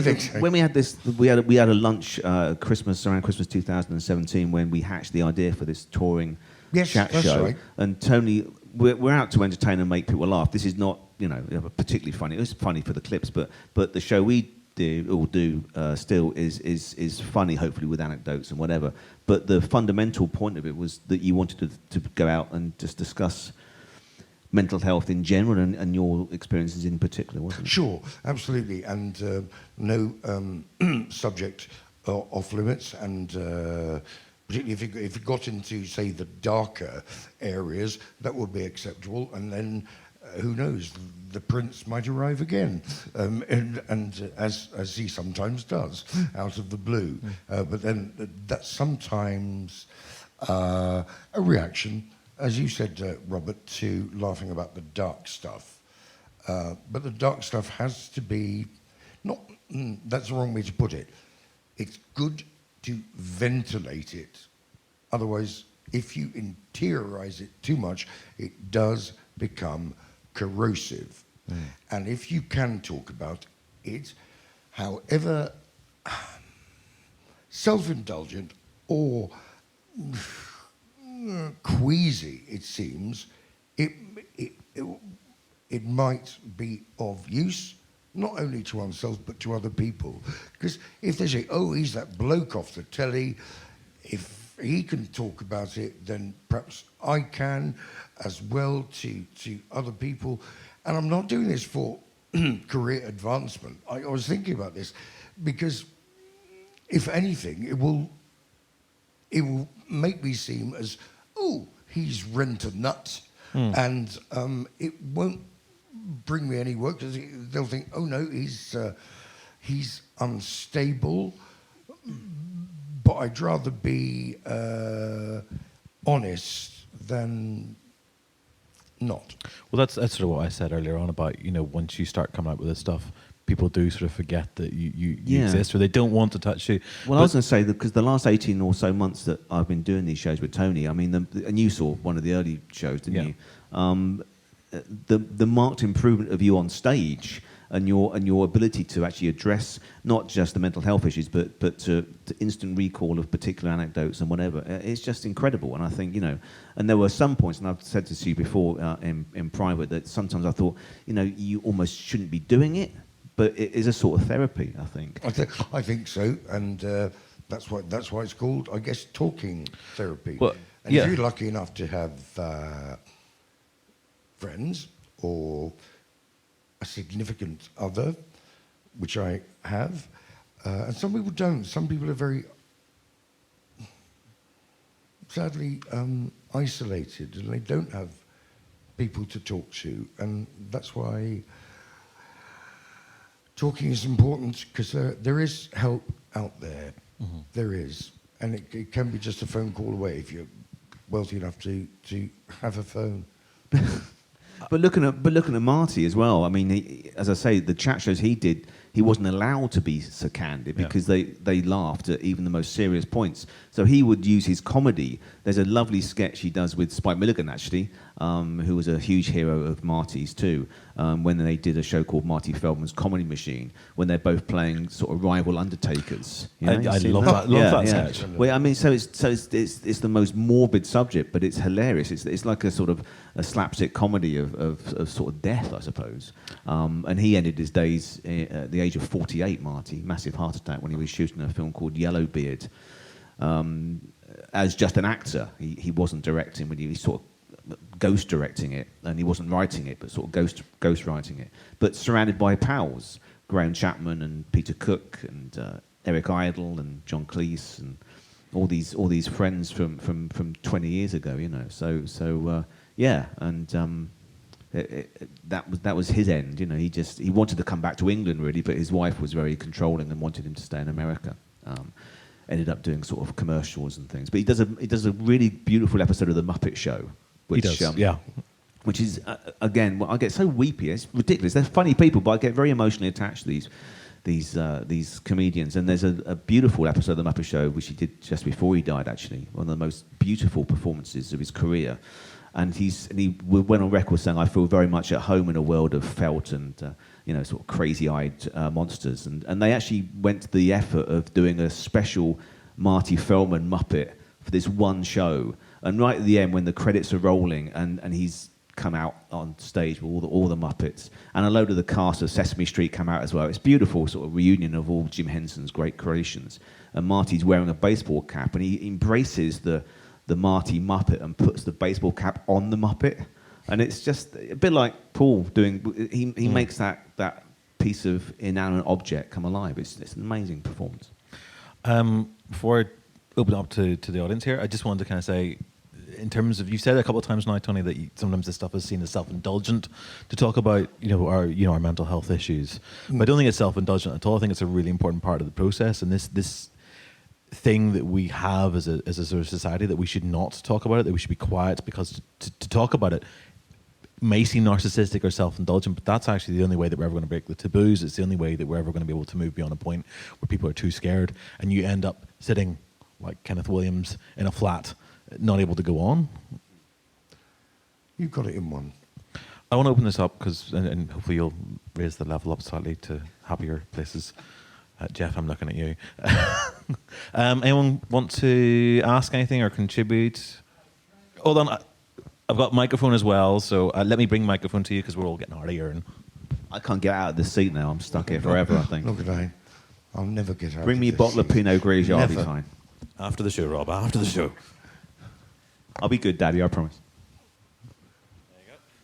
Thanks very much. I'm normally not very good with microphones, but I just want to say a few things that you brought up. Really impressed by what's went down here tonight. Very grateful to you. You guys, your comedy's great. You're two heroes of mine, and your humanity there was on show there tonight, and that was a really nice thing. Listen, you were talking about Robin Williams, and I heard you on the radio, and you were talking about it. I had to come here tonight, which is a big step for me. Massive, massive big step for me. I met Robin Williams in New York, and it was a chance meeting in New York. I was over with a girlfriend, and he just walked past, and it happened after 9/11, but he was on Broadway doing the stand-up comedy, and a huge hero of mine. One of the reasons why I tried to go into teaching and stuff, Deaf Poets Society and stuff. He was just walking past, and real hot day. He was walking down in shorts and a hat, and I just sort of said, "Oh, there's Robin Williams. Jesus, there's Robin Williams." And he heard me, heard the Irish accent, and he came back into the cafe. He walked off. And I'd love to know where he was before. I have a feeling that he was up early and maybe at a meeting or whatever. And he came in and he sat down with us. And it was a really lovely thing, really lovely, warm person, fantastic guy. And a personal connection to him, It was a big thing for me, one of the nicest people. I only spent a very short period of time with him, so that was a great experience. And his comedy, when he was being serious, it was lovely to see both sides. But I think that warm humanity comes through, doesn't it, in those performances? And I think to not be let down by a hero like that is that stays with you. That was one moment for him, but for you, that's going to be with you forever, isn't it? That brief connection with someone that you admire so much. Yeah, completely. And it's funny how people, obviously he had his huge issues with addiction and stuff like this, and I ran into him and I was thinking, well, look, when's the next, wanting to make a connection with him? Am I going to the next party that he's going to, or whatever? And so he said to the girl I was with, what's the connection here and stuff like this. I was going through it, and I was just sort of downplaying it. I'd see through bullshit very quickly, It was a nice moment, and he went off, and his humour. But you said there, about within the industry that it wasn't known and stuff. I did see an interview with him where he talked about one of the summers that he had on cocaine and drink and stuff, and I wonder, you wonder to what extent that's true in terms of warning signs and whatever else. I don't know. I think everybody sort of knows when they're going through some sort of problem, and I think a lot of them, as I say, Robin Williams particularly, would channel it into his comedy, I guess, wouldn't he? Have you done that, Tony? Have you sort of taken some sort of bleak thought and turned it into something funny? Oh, yes. Except the bleakness can sometimes not travel well to the audience's mind, and it just comes across as bleak. So when you try and acrobaticize, that's a neologism, and I'm proud of it. I've just made that up. When you acrobaticize the bleakest of thoughts, and you think, now that's funny, and then when it's greeted with, rather like now, a tsunami of baffled silence, then it's worth questioning whether the trick of turning bleakness into humour works. It doesn't always, which is a bleak thought in itself. Jeff. Got a laugh, though, didn't it? Oh, that's not bad. Oh, thank you. I could talk and ask you questions all night, so I'll be very careful not to. My wife knows I love this is all my stuff, so I don't want to hog things. I was just trying to think of the best or something to ask or something, but I just thought it was I love Terry Thomas. I love all kinds of, old-time comedians, but Terry Thomas said something that he admitted in his autobiography that he got depression, and when he was down, he couldn't imagine that anyone could ever think he was funny. And he had a theory. He said that maybe involving yourself closely with comedy a lot is liable to give you the blues at some point, because it's such a heady thing.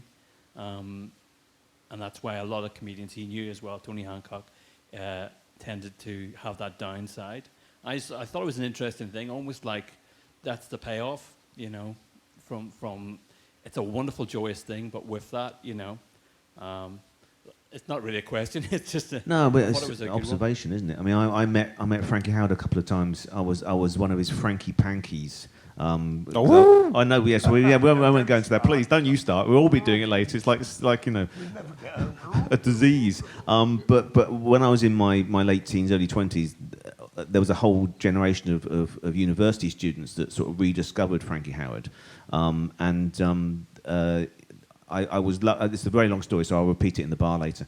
But the fundamental thing was, like I said earlier, he would turn the questions onto the interviewer, and he would try and avoid answering questions. And he said, he asked me, Robert, why do you think I'm funny? And my answer was, because you're Frankie Howard. And he said, well, that's not an answer. But I thought about that moment a lot, and I thought, actually, that's a pretty good answer, because you're Frankie Howard and because you're Terry Thomas, because you're Tony Slattery. Because what we see is that funny image. To Frankie Howard, that was the same face he'd been shaving for 60 years, 70, whatever. It was the person he'd always been. He wasn't funny in himself, but the audience just loved him. He walked on stage, and the warmth, a bit like doing shows with Tony around the country, but Edinburgh this year particularly, where we had full houses for our chat show, and I would come out and do the introduction, and Tony would come on, and the wave of love was, no, he won't admit this, but I'm going to say it. Yeah, but that was also mixed with, I know there was people who remembered me like, oh, I thought he was dead. And oh, he can walk unaided onto the stage, bless him. So there was that involved as well. A little tiny bit of that. Yeah, and also, he said, do you remember whose line is it anyway? And people would come up to me afterwards and say, my dad used to let me stay up real late to see you when I was 3. Thank you. Here are my grandchildren. Thank you. Now you should go. You should really go. No. So I'm taking them. But it's true. I think the comedian, affects the mere mortals amongst us. But they are mere mortals too. I think sometimes we forget that. Hi there. A question for Tony. When you were kind of almost omnipresent on television, were you aware of the kind of myth that there was almost a backlash against you, and how did that make you feel as a person? Oh, well, the backlash, I think it's the old thing that the Americans kind of celebrate people, but the English celebrate them, but they enjoy the fall. And when the sobriquet, if that's the word, will that do? sobriquet, ubiquitous, was attached to me. And I was doing non-stop work, and it was exhausting, and I was doing it because I wasn't born into money, and I did some good things with it and some foolish things and selfish things and self-indulgent things.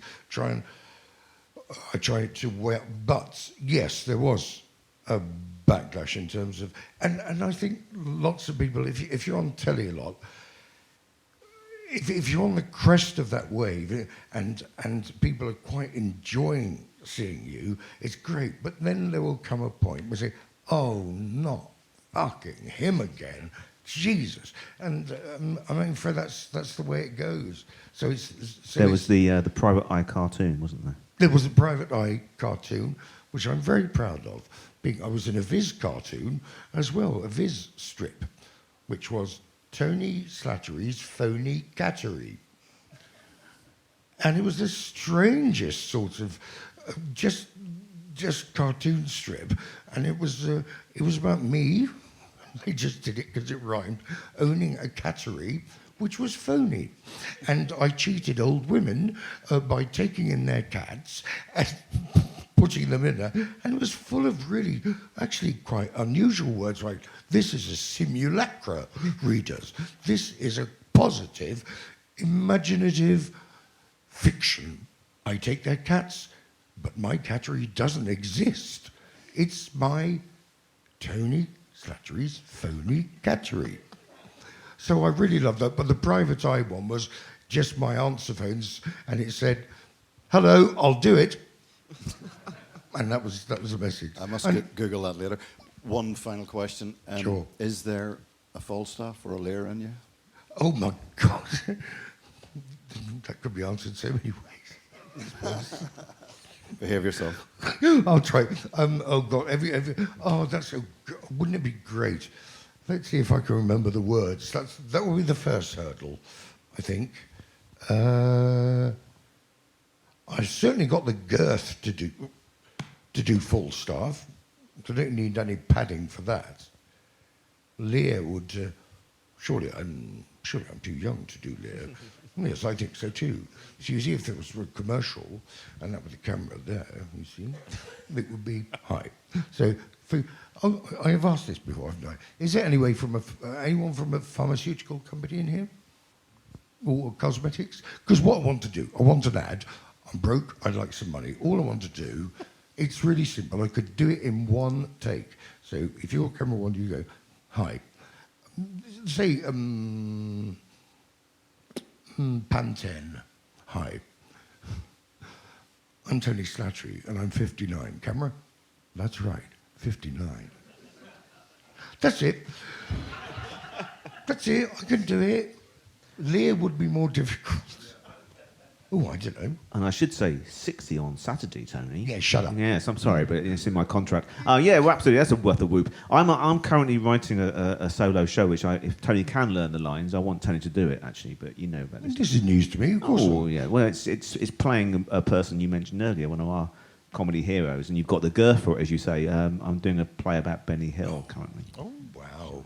Which I desperately want Tony to read and do at some point. Too. Anyone else, just while we're here? Any other questions, comments? Because I know we're starting to push towards our time. Is anyone else? No, I'll go back to this nicely bearded gentleman.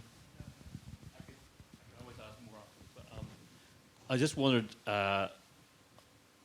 say, Sellers, there was that movie, The Life and Death of. Do you think that was or do you think it was based on that book, which I thought was very intense? The Roger Lewis book. Yeah. And we don't need to get into all of it, but I felt like it was maybe, if it was based on that book, it was certainly quite a dark portrayal, and maybe not a whole.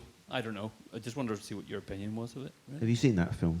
The Life and Death of Peter Sellers. Geoffrey Rush plays Peter. The great conceit of it is that he also plays characters within his life. So he plays his mum sometimes, and he plays Blake Edwards looking at himself, and it's an incredible film. I mean, it is pretty bleak, but I mean, you know, having read a lot of biographies of Sellers over the years, I mean, he went through some pretty horrendous things. And I think the heart attack. He was doing a film for Billy Wilder called Kiss Me Quick, I think, and with Dean Martin and Kim Novak. And he had a heart attack at the age of 39. And he should have died. I mean, he was apparently had 5 heart attacks on the bounce and should have been dead. And after that, he came out having thought he saw something, some other world, some other entity, some other sort of purgatory or something, and it changed him completely. So yeah, I think, but again, that mental sort of breakdown informs his work so much. I think even the most terrible films, and I think we've seen some of the worst ones that he did, stuff like The Great McGonagall when he plays Queen Victoria. And I like that. I love that film too, with Spike as McGonagall. But even in those sort of really, there's a film called Where Does It Hurt, which he did in America in the early 70s, which is pretty awful. But even the performance of Sellers is just breathtaking because it's real, it's truth. And I think that was because he'd gone through that bizarre experience. Before that heart attack, he was fantastic. His British films, there's I'm Alright Jack and Naked Truth and all those sort of films are great. But there's an added sort of depth and angst to those performances after that 64 heart attack. What I like about Roger Lewis's book, though, is it does kind of repaint this picture, and it's not afraid to go into the darker areas, which, I suppose we put all our comedy heroes up on these pedestals, and we sort of, and you would know this better than most of us because you've written about most of them. I think this book's on. Well, I'm not done Sellers yet. I'm not done Sellers. No, or Spike, have you? No, not done Spike. Yeah. Or sort Hancock? of, I've written about them, but not in book form yet. But I'll get. Oh, come on, I'm only 49. I'll get to it. Fuck's sake. But you would know better than others. I mean, that there is this. I've lost my train of thought now. It was a good one too. About Sellers and. Sellers. Yeah, I think we put our comedy heroes up on these kind of pedestals, and I suppose like any of our heroes, we put them up on a pedestal. That's why they're heroes. But we forget that there's real people behind that, and sometimes those real people have real battles and real struggles, and are sometimes unpleasant people. I think we should sort of head towards a finish, and we did say we'd talk about Ken before we left. When I agreed to do this, and I looked at the programme and it said we ended at 10 o'clock, I thought, we're never going to do 10 o'clock. It's nearly 10 o'clock, folks. Look at that. Yeah, apologies. Gosh, we do talk a lot, don't we? Well, I do anyway. So let's quickly look at Ken before we kind of finish up. Kenneth Williams. Okay. Let's talk about a bit of Kenneth first, shall we? I mean, I did meet him as well once, and he was one of those people. He was lovely. I got on with him really well. I mean, I was very young, and met him when I was about 17. But there are tales of him literally refusing to sign autographs for children, and being in Italian restaurants, and if he was having a quiet conversation and wasn't bothered by autograph hunters, he would up his voice to make it very clear that he was in the building, and then when they came over, he would tell them to fuck off. Then, so he would almost do it as a sort of as a game with people. And there was a story that Richard O'Callaghan told me, who did a couple of carry-ons. With Sid James and Bernard Bresslaw, and Bernard Bresslaw would happily sign on location in Windsor or Maidenhead, wherever they were shooting the new Carry On. And Kenneth Williams turned around and was really quite rude to this person. And Bernard Bresslaw said to him, without those people, we wouldn't be here. That's part of the job to sign the autographs. But I think he was just a very sad, lonely man. You met him, didn't you, Mr. Williams? I did, actually, in 1982, because I was president of this club called Footlights, which is a review club in Cambridge, and it was the centenary year, and we were both on a radio show, and I did a sketch on the radio. Kenneth Baker was presenting it, if you remember him, and Kenneth Williams came up to him, and he did actually do that. I'm not an impersonator, but he did actually say, I thought that sketch was quite good, but you're not rough enough for me. And then just wandered off.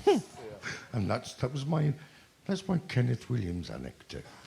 I suppose the thing about Kenneth is that we've had access to a bit more of him thanks to the letters and the diaries that he's left behind. Yeah. And when you read, back in the 80s, they published a version of part of his diaries. And then you see sort of the less expurgated versions. Russell Davies did the sort of the abridged. I've actually read some of the unpublished stuff as well, which can get really quite bleak. As I mentioned earlier, he was writing about suicide when he was about 16, 17 years old. And when I met him, I met him in the Charles Dickens coffee shop just off the Strand in London, and we were walking towards Charing Cross tube station, and he took my hand, in a busy Strand in London, took my hand and just walked. It felt like 5 minutes, but it was probably like 5 seconds, and I just went with it, and then he just let go and said, "Well done." And that was it. It was almost like testing me. If I sort of recoiled in homophobic horror, it would be, that was it. But I mean, I think it was his whole life was a game, really. And I think he was a good actor. And I'm not saying the carry-ons aren't good performances, but they are heightened performances. But he did Shakespeare and Brecht and Joe Orton and all that, But was known for these silly voices, and I think he felt a bit trapped in that. So he felt his career was a bit of a waste. But, if he stuck to being a fairly average Shakespearean actor, he'd be nowhere near as beloved and remembered as for the Carry-Ons and for Hancock and for Round the Horn. You mentioned homophobia there, which is something I kind of wanted to touch on. We haven't had a chance this evening. About the way that particularly some of these actors, their sexuality does have a part to play in where the mental health is laid. There's a lot of... we're talking about people like Frankie Hard and Ken and... Well, it was illegal, of course, wasn't it? Well, it was for a long time. So we're talking, if that's why Round the Horn was so bold. Marty Feldman wrote it, thank you. Got the reference. Marty Feldman and Barry Took wrote it. But when Kenneth Williams and Hugh Paddock were playing Julian and Sandy, with all that sort of boner talk, boner pets and stuff, and all that sort of like, put a creeper up your trellis, Mr. Orton, and all that sort of stuff. I mean, that was going out on Sunday lunchtime on BBC Radio when it was a criminal offence to be homosexual. It was, but they were blatantly, these aging chorus boys. But I think that was a service to the nation in a weird sort of way. I think that almost demystified homosexuality for people who were sort of thinking this is almost ungodly behaviour. I mean, I kind of do wonder, because we were talking about men's mental health as well, about that sort of, if the homosexuality in some way is sort of lined up with ideas of what masculinity should be, and sort of if the perception was or continues to be that this is a difficult area. I don't know. Tony, do you have any thoughts on this? I mean, we'll talk about this tomorrow night, but I mean, as that'd be better. I mean, Should we all go to the pub? Please, for God's sake. Okay, for that best thing you said all day. Okay, for that one, come back tomorrow night. I think we're going to end this on a clip of Ken. Yeah. This starts with a bit of Hancock. This was a thing that Kenneth Williams did in 1983, part of a series called Comic Roots, and this is Kenneth Williams' Comic Roots, and I think it addresses, Kenneth's his sort of what he grabbed onto was religion, I think, to try and make sense of it. But this is and on a laugh and the legend that is Kenneth Williams. So it was in this theatre, the Lyric Hammersmith, that I did my first review, which later transferred to the West End, and then years later I came back to direct my first play, which also transferred, and that means that this auditorium has a lot of affectionate memories for me. And the wheel turned full cycle when the schoolmaster who'd directed The Rose and the Ring all those years ago came backstage to visit me here, and we talked about what decides you on a career. I said then that I thought talent was something you were born with, but that style and the form would change with all the influences that came into your life, all the people you've ever liked. And the way that Shelley puts it, we are a portion of everything we've ever loved. And I think it is those loves that form the tissue, if you like, of belief and faith. Because acting is all about faith. Performing is making an act of faith, believing that you can create reciprocity between the auditorium and the stage. And that's why when the atheist says, what if life's pointless, what if it's all a joke, has to be answered by the comedian, well, if it is a joke, let's make it a good one. Good evening. Who are all these people that doth trespass on my domain? The hedgehogs call me Jungle Jim. Now, don't be rotten. Ooh, that's a good idea. Get your clothes off. It's all the same. Animals haven't got anything we haven't got. Now, stop messing about. I know what side my bread's buttered, ducky. Ladies and gentlemen, thank you very much for coming along tonight. Just all that's left is for me to give a big thank you to Robert Ross and Tony Slattery. Thank you very much for being here. And thank you, Robert Simpson. Thank you so much. Thank you. Thank you. A Comedy of Madness was devised by Robert JE Simpson and Robert Ross and featured Simpson, Ross and Tony Slattery. The show was recorded in front of a live audience on the 6th of November 2019 at the Crescent Arts Centre, Belfast. The audio was mixed by Ben Simpson and published in May 2020. If you have been affected by any of the issues featured in the programme, please reach out.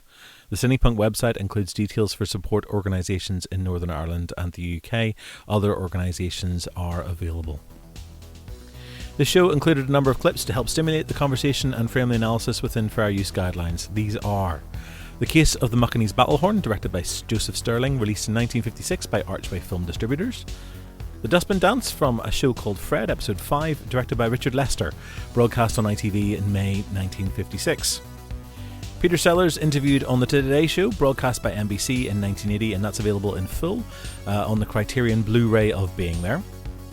Tony Hancock in Hancock the Bedsitter, directed by Duncan Wood, broadcast 26th of May 1961 by the BBC. Tony Hancock in Face to Face, interviewed by John Freeman, first broadcast by BBC on the 7th of February 1960. Robin Williams and Patch Adams, directed by Tom Shadyac, released in 1998 by Universal Pictures. Paul Curry in Live at the Electric, broadcast by BBC 3 on the 4th of July 2013. Marty Feldman in Augenblick mal, wer ist Marty Feldman, broadcast by NDR on the 3rd of November 1974. And finally, Kenneth Williams in Comic Roots, broadcast by the BBC on the 2nd of September 1983. For more information on the CinePunked podcast and our regular programming, check out our website at cinepunked.com. You can leave us a review via iTunes or message us via Facebook and Twitter, where we are CinePunked, or on Instagram, where we are CinePunked Film. Robert Ross can be found at robertross.co.uk, and Tony Slattery is at tony-slattery.com. Until the next time, thank you.